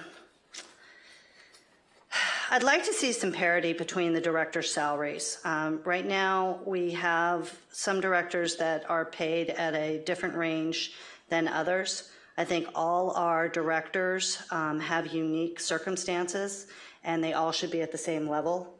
They all either manage large projects or large staff and have multiple responsibilities, and I think that it would send a good signal that we paid them all at the same level and salary range. I understand that they may fall within that range differently, but I think that all the salary ranges should be the same for our directors. Regarding the naming rights, I would definitely support, I think, going forward as we're looking at some of the vacant lands. So I don't know if it's something unique just to the skate park or if it's a bigger program that we're going to incorporate with any future things. I did attend the meeting amongst the community, and there were definitely a number of people that were supportive of having fields, possibly art centers, swimming pool, and things like that. And I think those are all going to be big projects. So I think it's something globally we should be thinking about. Regarding the Malibu community land specifically, the $200,000, one of the things I have concern about that is I don't think that we've pulled planning staff into the process yet. And I think it's important that we either look to our current staff, similar how we had a senior planner associated with the Malibu High School project, that they're there to advise early and make any, identify any issues or problems that we might have with any coastal development permits or other things that we're going to have with those lands, and we should have that early in the process. So I'd like to see some type of planning staff added to that process now instead of waiting down the road. I think they'll be helpful in identifying issues and problems that we might have with the various properties. I know that the assistant city manager mentioned about the dog park was looked at in 2021 for Las Flores. I think that that should be revisited and send it back to Parks and Rec Commission to reevaluate that again. They were looking, I believe, at a county standard for establishment of a dog park. I think even if one is established in the Civic Center area, it still does a disservice to the property owners living on the complete east side that need something a little closer to their homes, especially beachfront properties, because they're cut off from any outdoor activities closer to their home. So I would like to see that revisited. The Prop A funds, when are those expired, or do we have to either make the swap or lose those funds? My understanding is they expired June 30th this year. Yes, that's correct. Okay, so we're up to, there's nothing. At least that portion of the funds. Not all of our funds are set to expire. Okay. My comments on that is, I don't know, with the middle school athletic program, if maybe we can work with them to use some of those funds to help our students with transportation costs to athletic games that are outside the city, working to expand more of our senior programs, looking to more of our community members to see those that don't have access to transportation. So I would like to see a little bit more robust use of those funds for future. I see Councilmember Stewart, Councilmember Silverstone. Just so you know, I raised that exact concern and some of those same suggestions at the A&F committee meeting, and we're hopeful that that'll be looked into in the coming year. Perfect. So, if 73 cents on the dollar is all we can get, that's the best option, then it's better than nothing. So, thank you. I have notes all through this document. One of the things with the management, media operations, I know in the past there was discussion about the upgrades to our media system to allow for our meetings to be more robust, possibly have other meetings go back to have Zoom participation for maybe some of our commissions and such. with the shifting of the media technician to the Information Systems Division, is that going to slow up any of that? Is there any concern? Are we still moving forward with those upgrades? Sorry, Assistant Manager Tony. Mayor and members of the City Council, I don't know if we were committed to making upgrades to other meetings. I know we were looking at upgrades to this room, which would be pretty extensive and would probably be a long-term discussion with the council. But I don't believe there was, I could be corrected if I'm wrong, but I don't believe that there was a decision to do other sort of equipment upgrades to make all of the other meetings virtual. Well, I think that's a much larger discussion. I'm sorry to interrupt. I know we're relying on contract staff to help out with meetings and such. Is there a possibility that we're actually going to go back to those jobs being done in-house, or is the recommendation to stay with consultants indefinitely? Our recommendation would be to stay with consultants. That's working out pretty well. The information services tech, though, would still be supporting media equipment. Any technology needs across the city would still be supported. Okay, thank you. I had raised the equestrian roadway repairs, the guardrail that was damaged in the Woolsey fire. I didn't see that on the capital improvements. Is that something that's being repaired independently?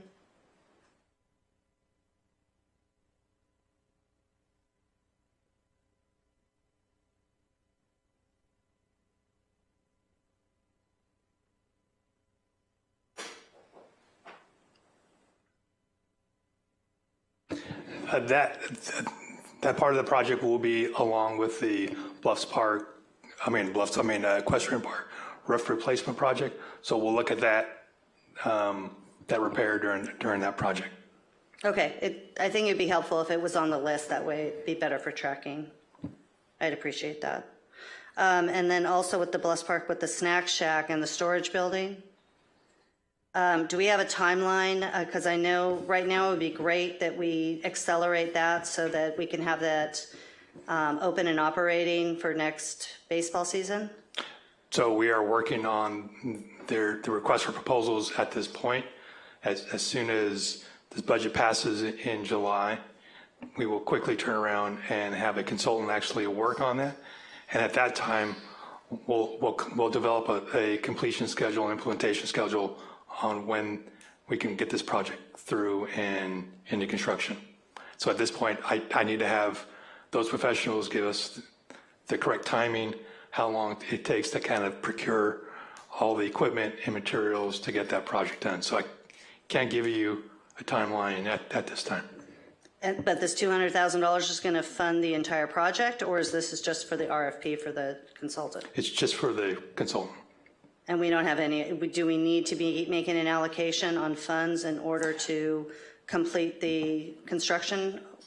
At this time, let's get the consultant on board so we can get some overall costs, because right now we don't have an estimate of what those costs are. Have the professionals come and give us those professional opinions on what those costs and what actually tasks are needed to kind of complete this. Once we have that, then we have a better idea of how much time and money it's going to take to complete that project. Councilmember Stewart? Are you saying that we don't have any money in this budget to build the snack shack?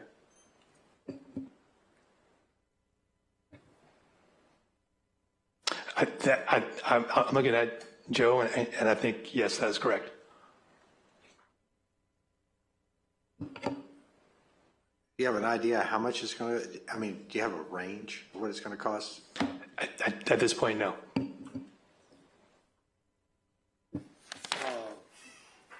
We've been trying to Mayor, I'd have to double check that. We have it in the CIP list, but I think it's at the only 200,000 that we're referring to right now.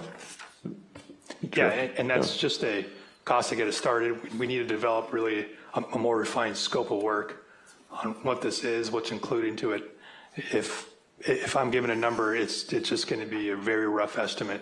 Right. And it'd probably be better justice if we had design professionals come in, really define what that scope is, work through all the details, come up with a better scope and cost of what that is. And we can bring it to A&F as soon as we have more time and money to figure that out and actually have a better schedule. We're going to get one more bite of this budget before June, right?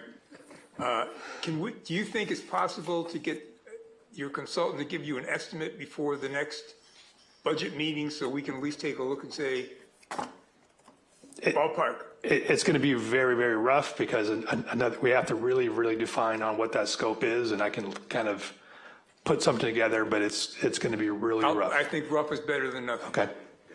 I mean, we're talking about storage, a small kitchen, and a restroom building. So let's just put a marker in there if you could, please. So yeah, we'll put a placeholder on what we think it is, but it's going to be a very rough estimate. It's not as simple as just coming up with an idea. Thank you. Nobody's asking you. We're not going to hold you to this one. This was just to make sure we get something on the mark. Let's just say, I'm going to say what Councilmember Riggins isn't saying yet. We've been waiting to eat hot dogs out of that stand now for 15 months, 18 months, and we really want to get that thing built. So it's the same way to move it quickly. Not that I can't get hot dogs elsewhere, but we want them there. Mary Ann, go ahead. thank you. And then my last is, the Community Development Department, the creation of that is a real concern for me. When I first started at the city, we had the ECD. I had those letters for such a long time. And at some point in time, that was broken up into building safety and planning. And now there's discussion about realigning those.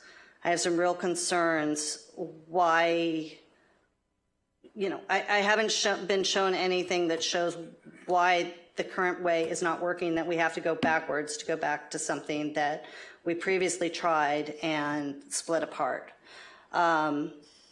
I understand that the Baker-Tilly report recommended it, but what may work in other cities and may be required in other cities, our planning in Malibu is so unique and so different than any other jurisdiction in California.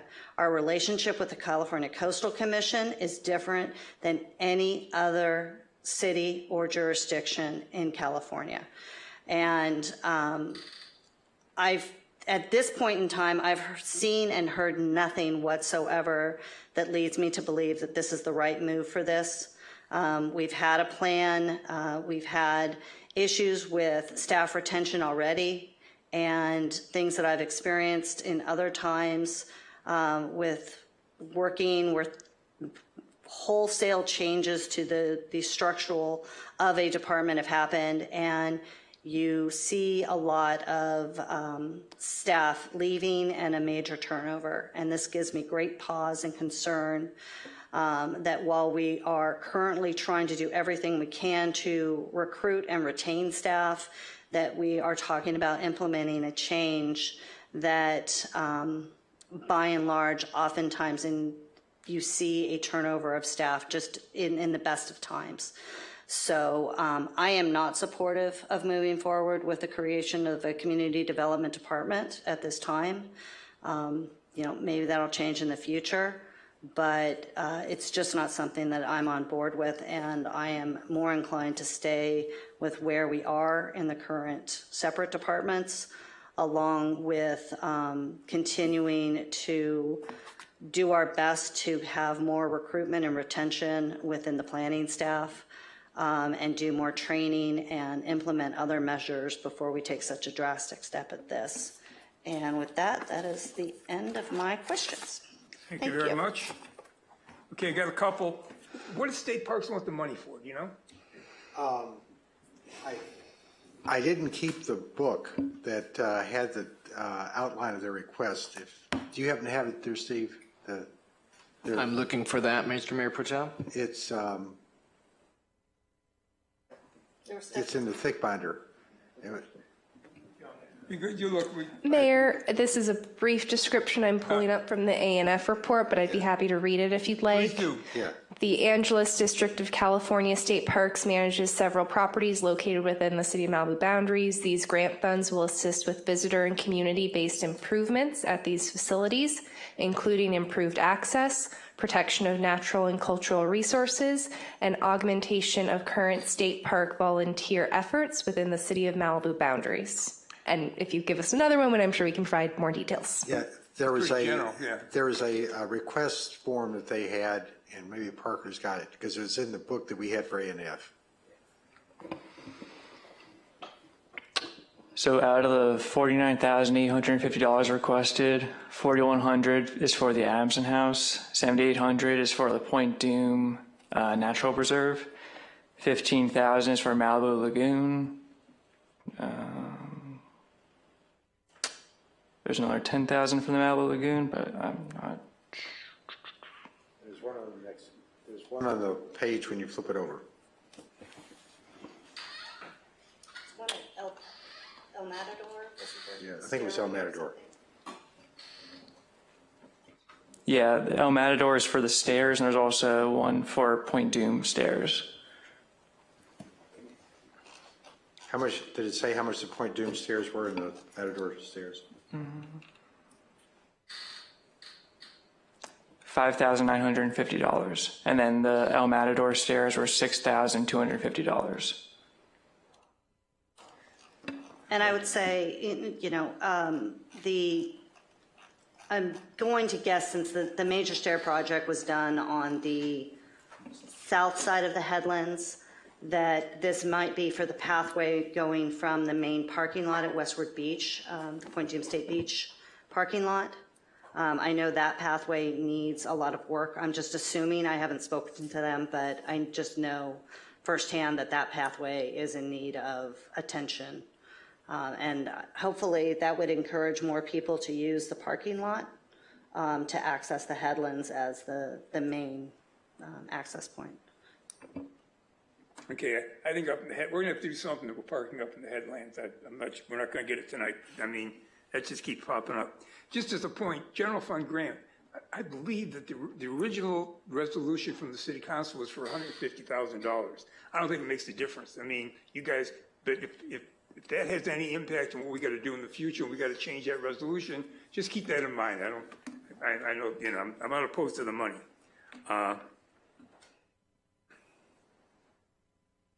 One of the things they brought up last time was the fact that we're running out of room here in City Hall.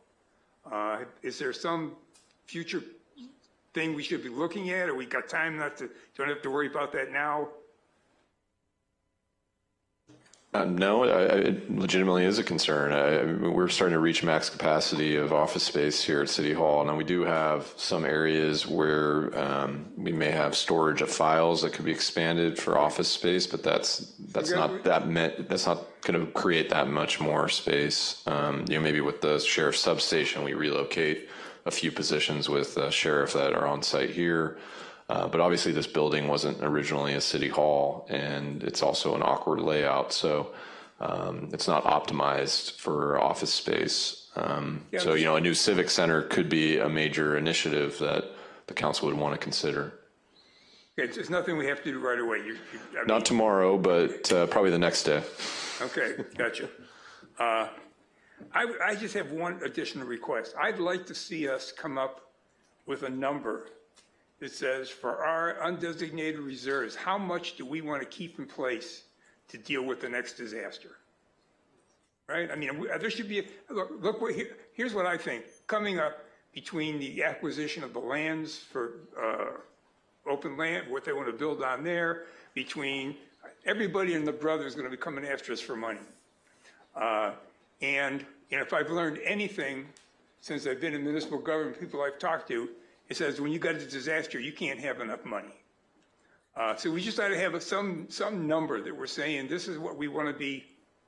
We don't want to go below that. This is what we think is, you know, we've got some experience we can call on, because we did some of that in the pandemic and the Woolsey fire. We had to lay off people. We didn't hire people.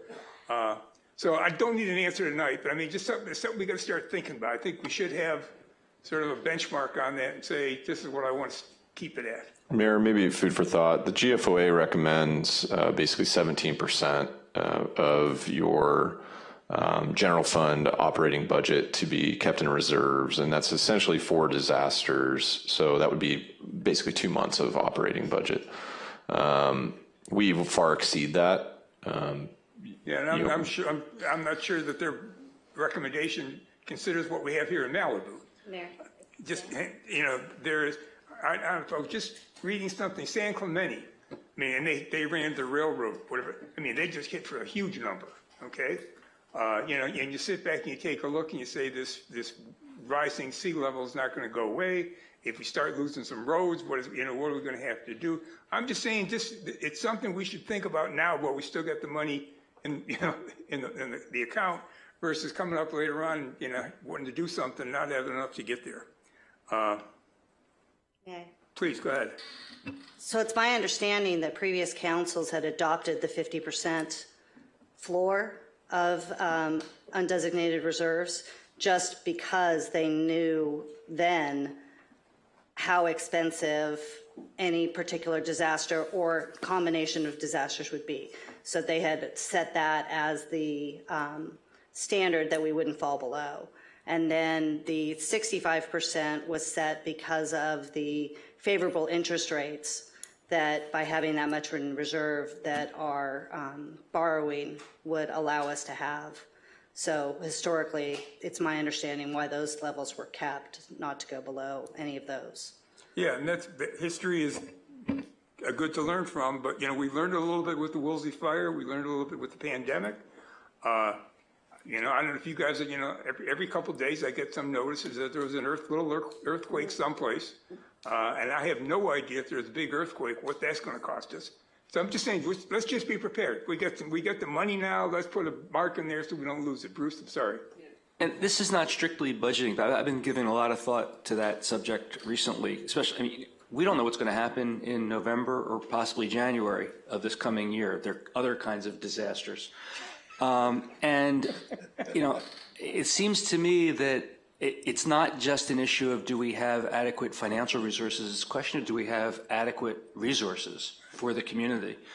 We are literally, if there's a major catastrophe or uprising off the grid, and we've got a couple supermarkets that are going to have enough food in them for a short period of time. And I don't know, no one knows what we'll need, if we need anything at all. We may not need anything, but being prepared is going to be very important. I'd rather be over-prepared unnecessarily than not prepared when we need to be. So I think that's something we should be thinking about and planning for. Please, go ahead. To respond to Bruce, we do have the CERT team.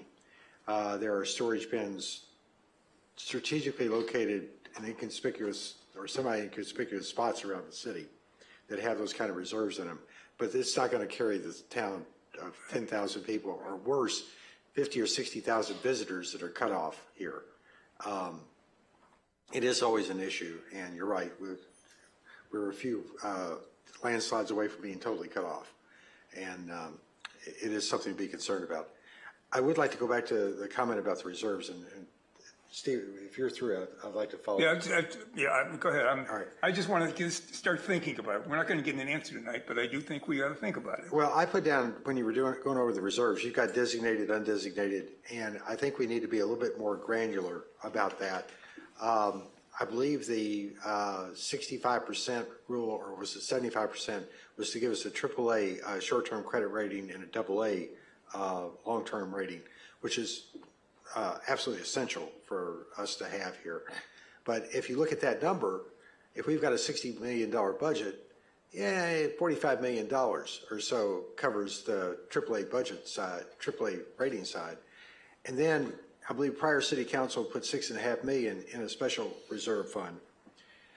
And yet we sit here with actually total investable funds as of last month was $110,711,000, almost $111 million. As you and I had a quick comment recently, when I first was elected to the council, it was $82 million. We are rapidly accumulating funds in there, and not all of them are ours. And I mean that by the special assessment districts and so forth. But I think we do need a better breakdown of what we have, because we are going to be coming up on people calling for capital expenditures for ballparks and things like that.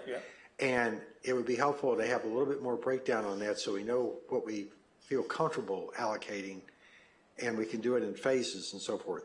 And also along the lines of donations. In A&F, we said this is something we need to look into.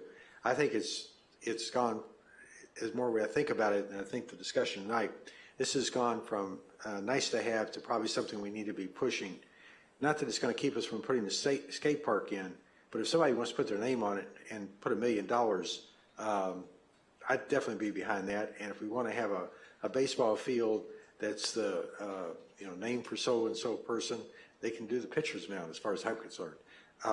It doesn't hurt to have more money to spend on these public works projects that have a name to them that can represent the community. So, Mayor and Mayor Pro Tem Stewart, just point of clarification. So on our, or in our budget, actually page 1 of the budget or the schedules is our schedule of fund balances, which breaks out pretty much all of those funds. Yeah. I'm curious, are you looking for something more than that? I don't know if we could really get more detailed than that. Let's put it this way. I think we need to set aside how much money we think is necessary for the general reserve. And let's just say it's 100%, just to have a number. And because we can. And so that would be $60 million. And then if we wanted to have an emergency reserve that we always felt like if there was a road that fell down or whatever, we've got 10 million or 15 million in reserve. So when you start putting money out like that, then you go, how much do I have as a surplus? And I think it's going to be important upon us not to get ahead of our skis, but we need to know how much we have left to be able to invest in these capital improvement projects that are up and coming. And it's not just the ones for a road repaving and things like that, but also some infrastructure things. And you mentioned, office space for City Hall. Not the highest priority in my mind, but it's definitely something we've got to do if necessary. But we do need to get the ball fields done. We need to get the community center or whatever else the community wants and make sure we start on that process. And we need to know how much money we have to spend to start that process. So that's what I'm after. I know we never talk about the city having a surplus, but obviously we are accumulating reserves. So what did you just say is different than what I want? Nothing. I said the same thing. All I want him to do is break it down a little bit more. Okay, I just think it's time to start thinking about that. I'm sorry, Bruce. Go ahead. And you did say the same thing. So what, if any, direction to the staff is coming out of this discussion? Because I'm just hearing a lot of different viewpoints. Discussion on the reserve? No, everything that we've been talking about. I don't know that we've reached a consensus on the state parks. I think there was a question on skate brigades.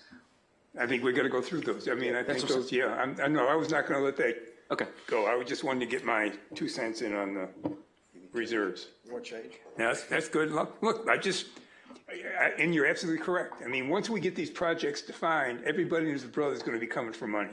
And I think if we get a number in place, I think it helps set the expectation of the residents too. I mean, so they know that this isn't, we're not going to be able to wake up one morning and put $20 million into something.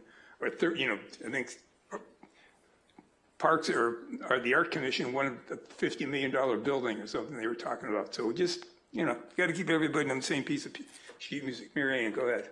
I had one more thing I had just for the budget outlay, the vacant land and debt service. It would be nice to have it included how much is still owed on the various properties, both City Hall, Legacy Park, the vacant properties, what the payment amount due is every month or annually, and the interest rate that we're paying on those debts. Okay. One more thing? Yep, please, Bruce. Also, we obviously, I believe we have equity in a lot of property that we own, and it would be helpful to have that included in the presentation because in a sense that's part of our reserve. It's not necessarily liquid, but it is part of the excess value that the city has. Mr. Tony, sorry, Mr. Mayor. No, John, go ahead. I apologize. No problem. Mr. Tony, isn't that information usually contained in our annual audit? It breaks down all of our assets and liabilities. Yeah, our annual comprehensive financial report, or the ACFR, which is up online, you can see all of the outstanding debt on the certificates of participation that went into those properties. So you can see what's outstanding. Yeah, but I believe that our balance sheet is probably presented according to GAAP, which carries the property at its acquisition value, or to the extent fair market value is lower than what was paid fair market value, but to the extent that property appreciates in value, that's not accounted for in a balance sheet.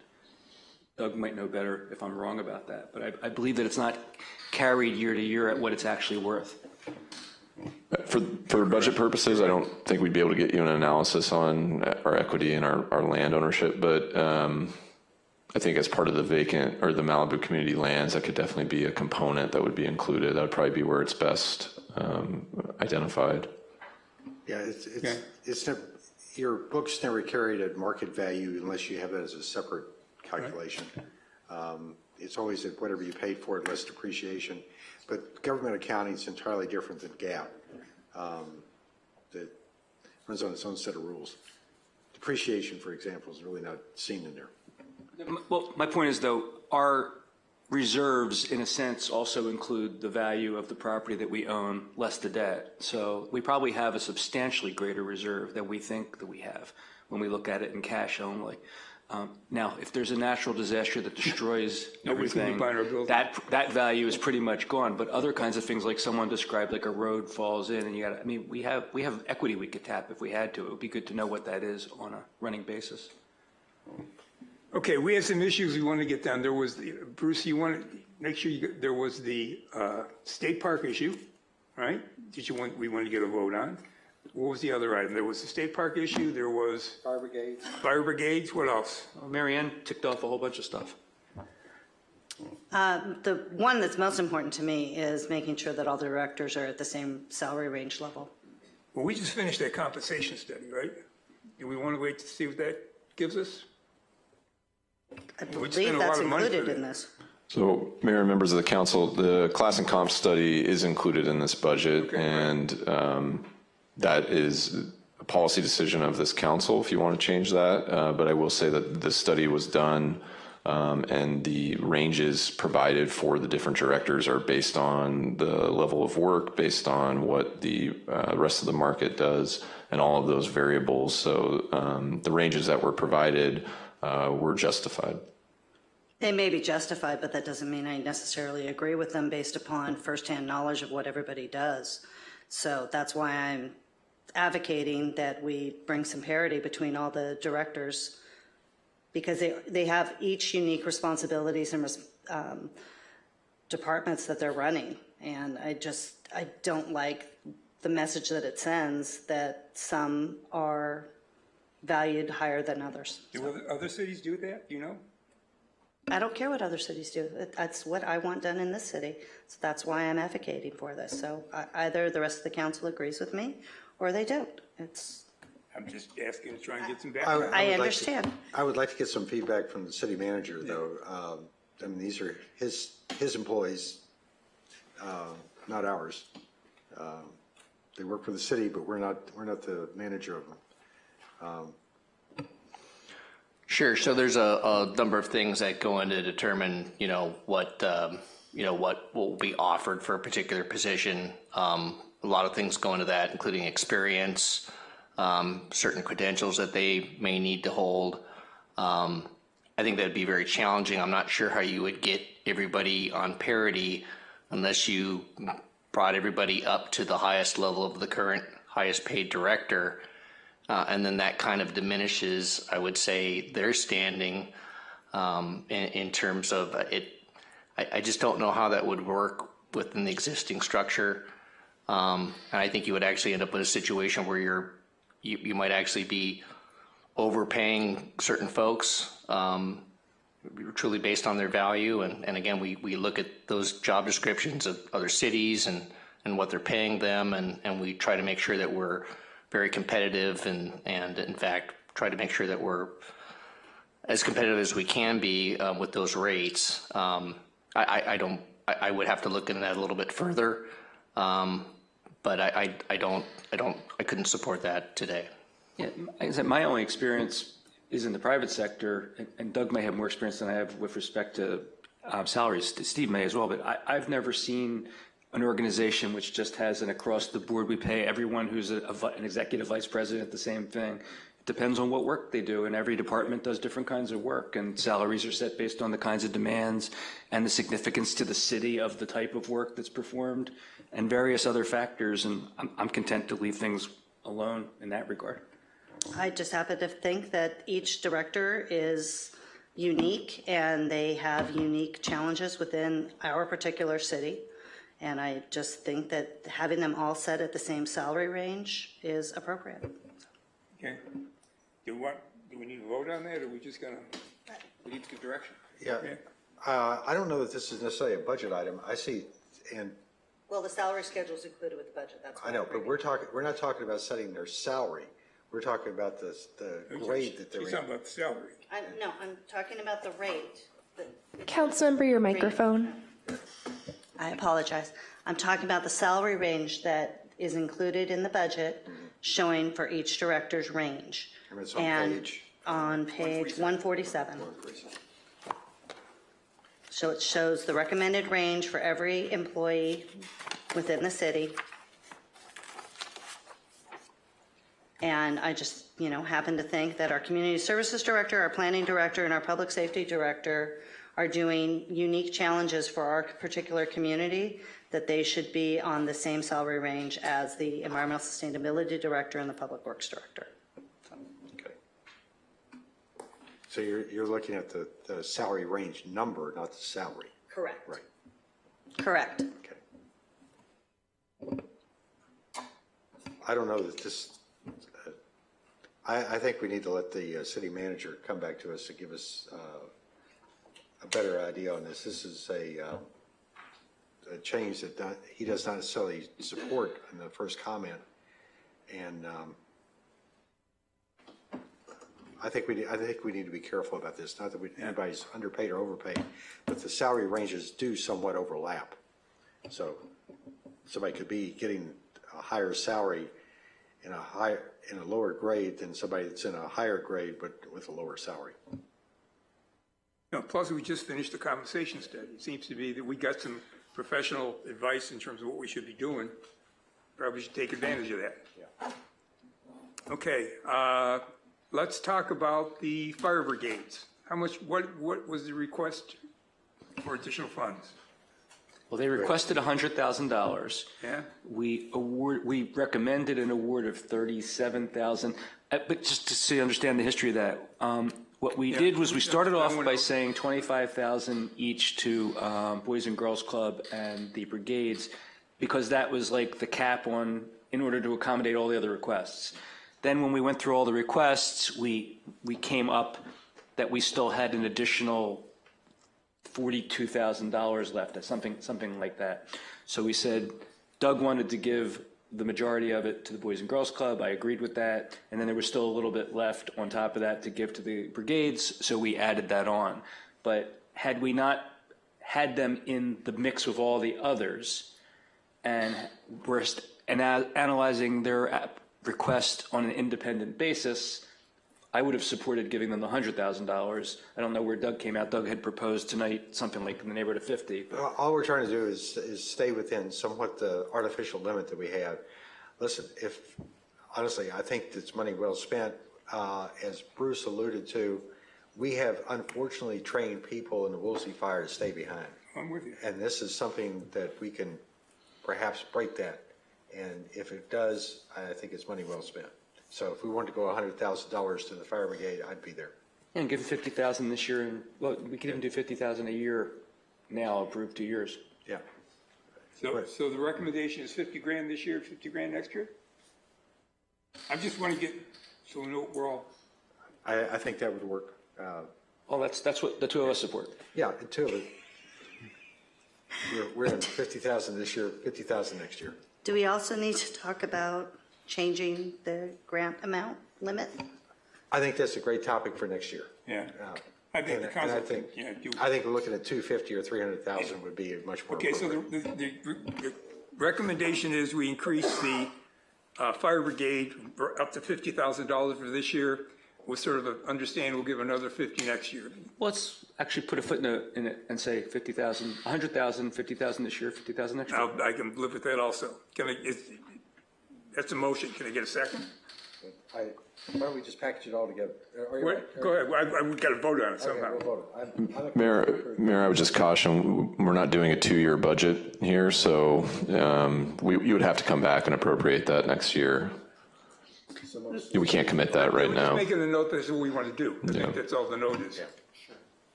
That's May I our ask a guidance. question? Plus, you can't, at this time, you can't commit future council's budget decisions. Well, we can't allocate $100,000 to them as of whatever date we You approve could the in the next- budget and withhold the second payment for a year? Let's just do 100,000. Yeah. Well, then I propose we give them $100,000. $100,000. I make a motion to approve fire brigade at $100,000. Yeah, I'll second. I don't think we need to do this direction to the staff by motion. We could just have a consensus. I'm in. All right. Works with me. Cool. All right. Next one. Go State ahead. parks. State parks. Yeah. Suggestions? I would suggest 29,000, which takes care of, I think, 3 of the projects. It doesn't do the lagoon and something I else. like the stairs. I mean, Yeah, the stairs. Is yeah. right. How much is we need for this? The Adamson House and the stair project was 29,600, I believe. Well, we got the Adamson house in. They've No, already this is got, separate from the Adamson House. okay. This is just state park. So how many stairs, if we put the stairs in, how much is that? Like what, 12,000? It was, 6,000 for one and 5,900 for another or something? it came up to 29,000. I apologize for not keeping it. Okay, it's all right. We'll get them. How much have we got in there now? We have nothing for them now.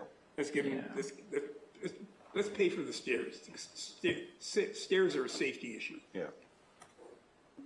Why don't we just give them $25,000 and say go spend it? Yeah. As I say, this is like the issue of the sheriff's department. I mean, we contract with them for services because we're not entitled to the services.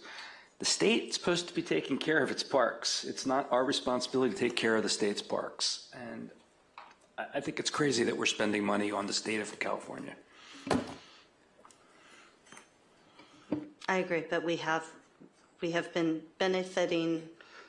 We got an extra, nearly 5 million for PCH? 4.2. Okay.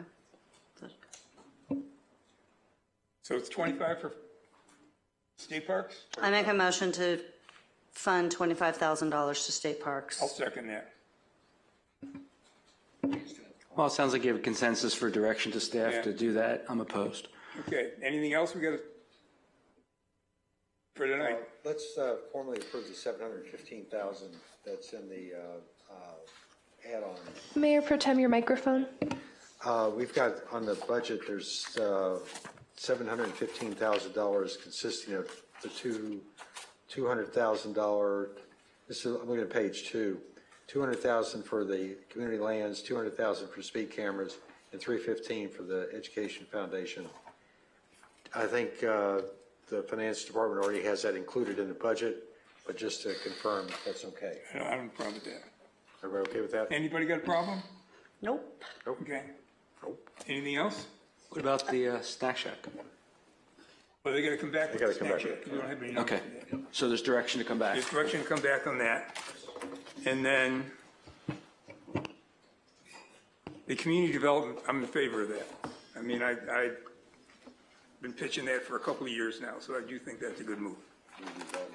The new position. Oh, yeah. I see that that's been recommended by the consultant. Right. The city manager actually has the discretion to do it or not do it. The only issue is whether he, having decided to do it, we're going to give him the money to accomplish what he's Right. decided, and I think we ought to. Okay, cool.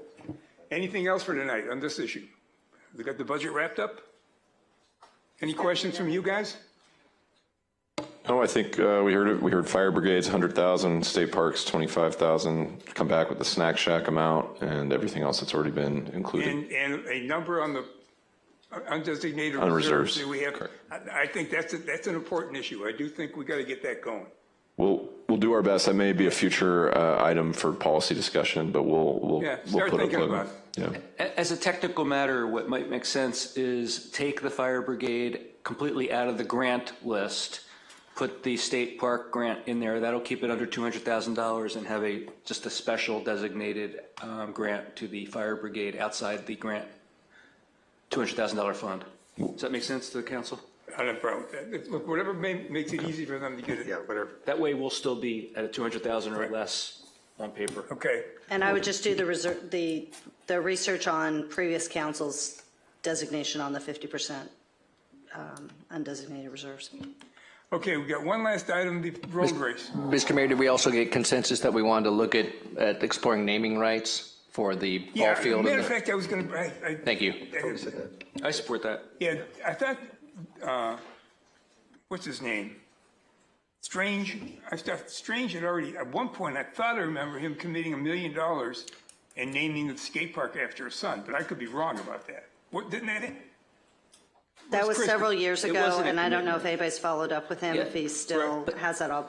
But it seems to me we would need to put that out to bid. I mean, we might have a right to say no to somebody if it's like immoral or in any way offensive, but I think Well, I think the highest developing a payer name- gets the I want to naming go rights. back. I think we got to look at this. I'm just saying, we had one offer. Now, whether that offer is still available or not, I can't tell you, but it's certainly an option we should pursue. There was an offer, yes, shortly after his son passed away. But it was several years ago. That was, I think, pre-Woolsey fire and everything else. So I don't know if the family is still interested in providing that. But I'd like to hear from council, though. I mean, can we, if somebody wanted to make have their name put on it for a specified donation, or we even solicited one, wouldn't we have to give others an option to overpay? I'd have to research that. I think you bring up a good point that, because that's a value to have their name on top of something that the city owns. So that's a good question that we can research. You were trying to research that and get back to us. We know what we're doing on that would be helpful. Well, I think just Will do. establishing a policy on naming is something that we need to do, period, not just isolation for the skate park. It's something we should have already established, especially as we're going into the community lands project, That's why I'm trying to making get sure some that we have information it. so we know how to do that. Okay, anything And it else? sounds on like this we have a consensus to have staff look into that, right? one? Yeah. Yes.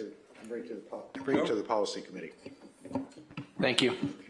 We do have one more item that reminds me, there's another item that we would need consensus from council to bring back. That's the Malibu Education Foundation. While you have the appropriation set aside in the budget, we would need consensus to bring their agreement back with an amendment to actually disperse those funds. Agreed. Agreed. That's for next year. That's next fiscal year. Correct. Okay, done. Agreed. Okay. We got one last item, the road race. You want to take a break or just do the road race? Power through. Okay, road race.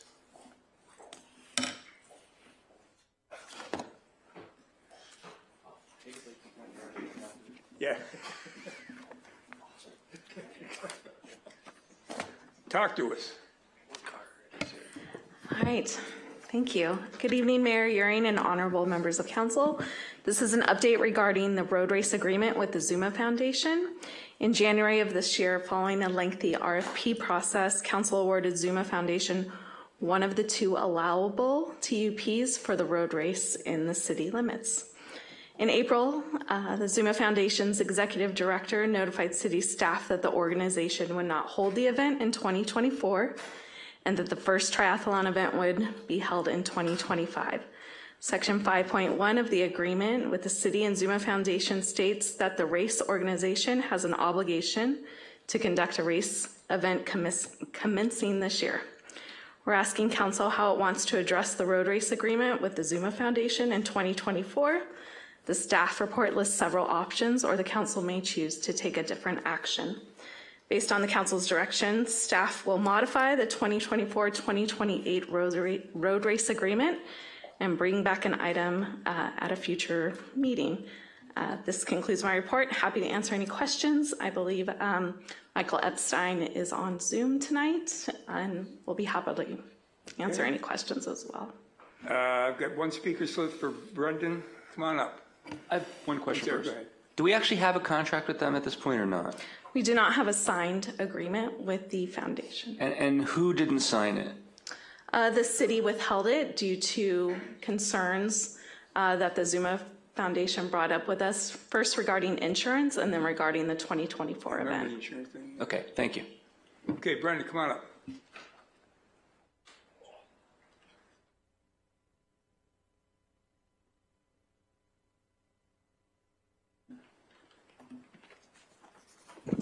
Thank you. Good evening. My name is Brennan Linder. I'm here representing Super League Triathlon, owner and producer of the Malibu Triathlon and its associated IP. And yes, we're here tonight about the number of options with the draft road race agreement with the Zuma Foundation, including awarding a long-term agreement with a different race organizer. As I stated earlier this month, we are ready and willing to work with the city of Malibu to continue the 38-year tradition of the Malibu Triathlon. We have a strong and secure financial backing that allowed us to survive COVID and rebuild this event after 3 years. And in fact, we produced an event during COVID and raised over $200,000. We have been very transparent about our finances and how we raise and distribute funds with you. We have a seasoned and committed operations team that has been able to deliver safe and unique events. And as in last year, we were able to pivot rather quickly with the flooded underpass and the construction. And we're proud that we have a long-standing relationship with Children's Hospital Los Angeles that continues with our new event. And we'd be more than excited to bring this corporate challenge back to Zuma Beach. And we have made a commitment as part of our RFP to raise $100,000 or to donate $100,000 to Malibu-based charities and build on our contributions. And lastly, we're committed to having both a local advisory board and community liaison to ensure open communication with the community and provide essential input on the event. I do believe that our good faith efforts over the past 4 years have shown how we are open and willing to work together. And if awarded a long-term agreement, we can commit to a smaller event this September. This event can provide an opportunity for Malibu residents to exercise and enjoy a day at Zuma Beach and continue a 38-year tradition. I politely ask the council to consider the option presented before you, awarding a long-term agreement with another race organizer, Super League Triathlon, for the remaining term of the road race agreement, or the draft road race agreement. Let's bring the Malibu Triathlon back to Zuma Beach. Thank you for your time and stay in the evening. Thank you. 2 quick questions before you leave, if I may. You ran the marathon last year, right? Triathlon.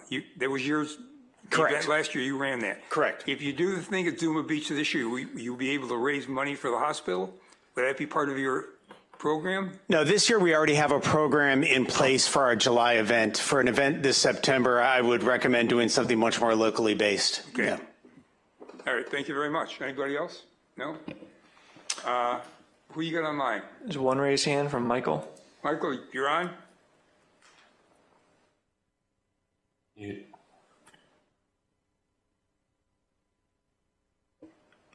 Can you guys hear me? Gotcha. Awesome. Thank you. Good evening. As you know, my name is Michael Epstein. I am a Malibu resident and was the creator and founder of the Triathlon in Malibu, an event I oversaw successfully for 35 years. I am also the executive director of the Zuma Foundation and the Zuma Beach Triathlon in Malibu.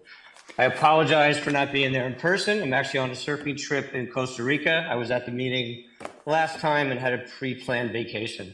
Our board as well, with the Memorial Day holiday weekend, would love to be present, but as you all know, sent in letters confirming some of the stuff I'm about to say. So they apologize as well for not being able to be there.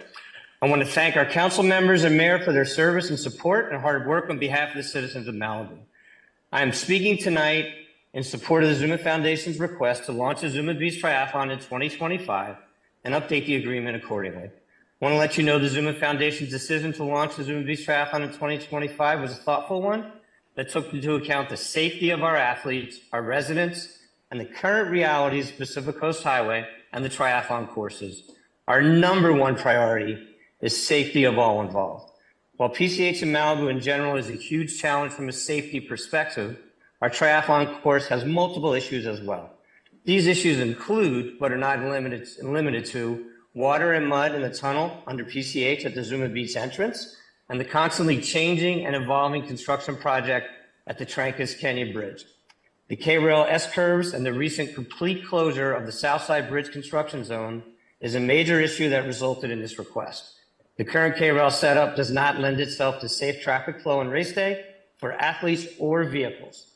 I have been meeting regularly with multiple agencies involved in both projects, the tunnel and the highway, since last year, and simply do not feel it is in the best interest and safety to launch the event in 2024. I do believe in 2025 that we will be in a much better place, both from an overall PCH perspective and our course specifically. We should have a clear tunnel under PCH and a new bridge surface. I've included in there some pictures of what it will look like when the project is complete. With our event, we want to showcase the best Malibu has to offer. By launching in 2025, we can do that successfully. I'm hopeful you vote in favor of an agreement adjustment to cancel 2024 and start in 2025. Thank you. Thank you. Any other hands? Those are all the raised hands. All right, now I'm going to close public comment, bring it back to the council table. Anybody want to start? Bruce? Sure. I have a problem with this item being on our agenda at all. Not a problem with the city manager for putting it on the agenda, but for the request. We're not being asked, it's been postured such that we're being asked to approve not having the race this year. But we're not. They're not having a race this year. They've decided that unilaterally. They're not having a race this year. They don't need our permission to not have it. If there were a contract in place, not having the race would be a breach of the contract. There's not even a contract in place. So they're not going to do something they don't have to do and don't even have the right to do. There's nothing for us to decide with respect to that. Our road race subcommittee spent a lot of time, did a lot of work, made recommendations as to what to do.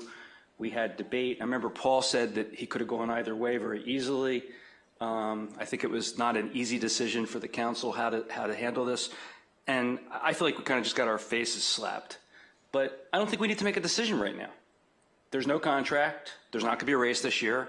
That's fine. We could make a decision to award a contract to have a race this year, as Mr. Linder has suggested.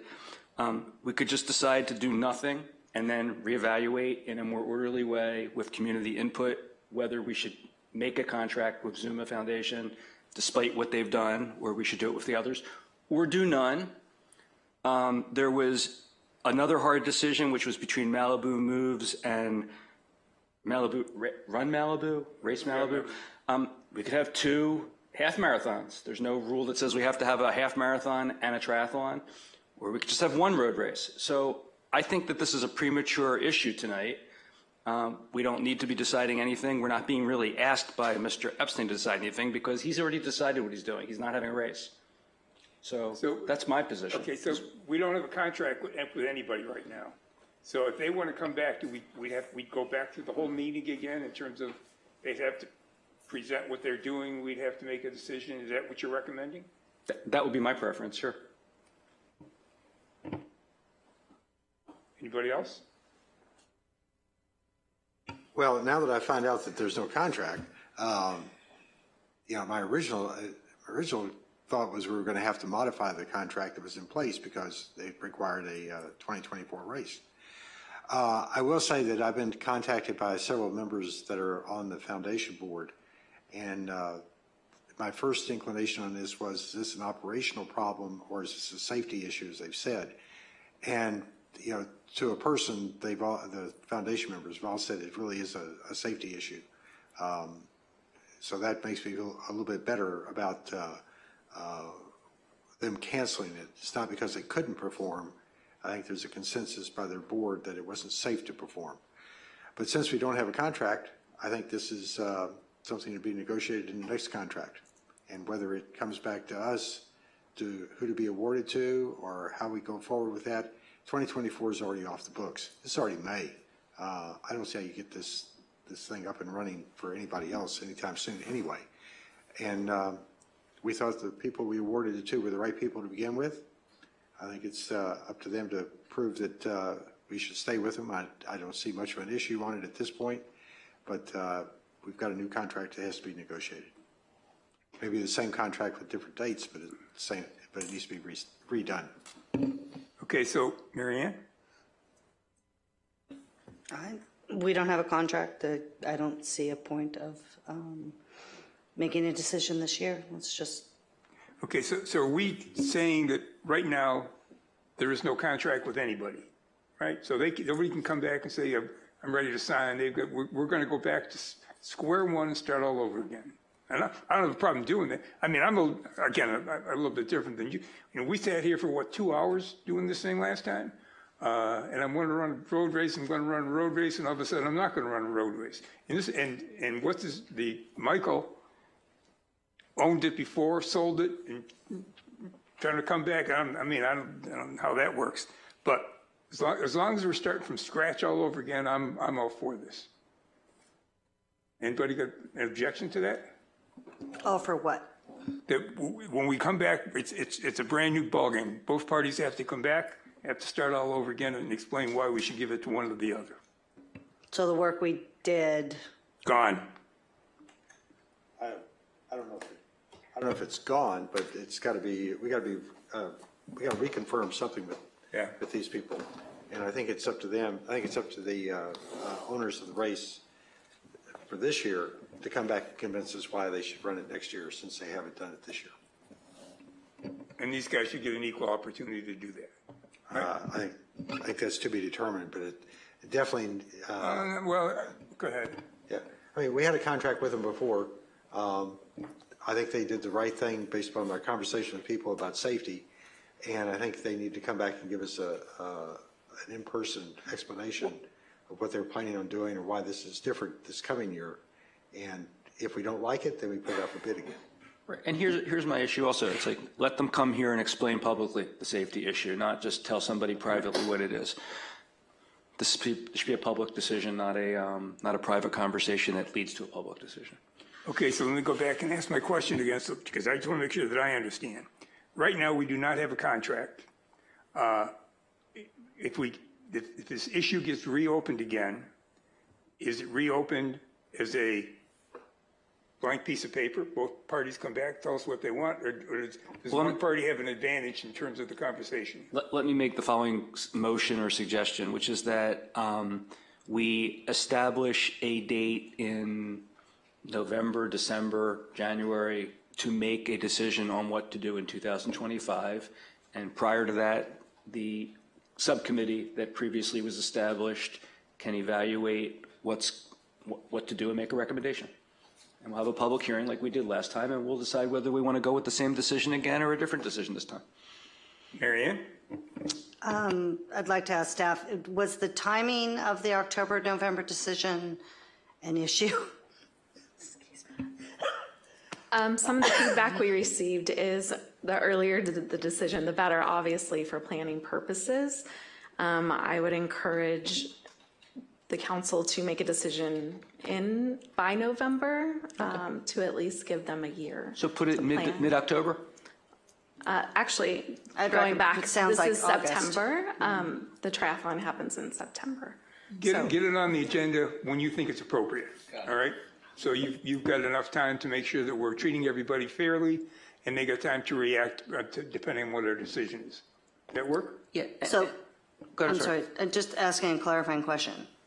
That we're going to reopen the issuance of the triathlon or a road race to all applicants, or we're going to discuss with the my suggestion Zuma is- Foundation as to whether or not they're going to get the remaining items on the previously awarded contract. Now, my suggestion is that we have a hearing in October or November, whenever it is, to decide what to do with the open road race application. It can either go to Zuma Foundation, it can go to Malibu Triathlon, it can go to Run Malibu, it can go to nobody. We might decide one's enough.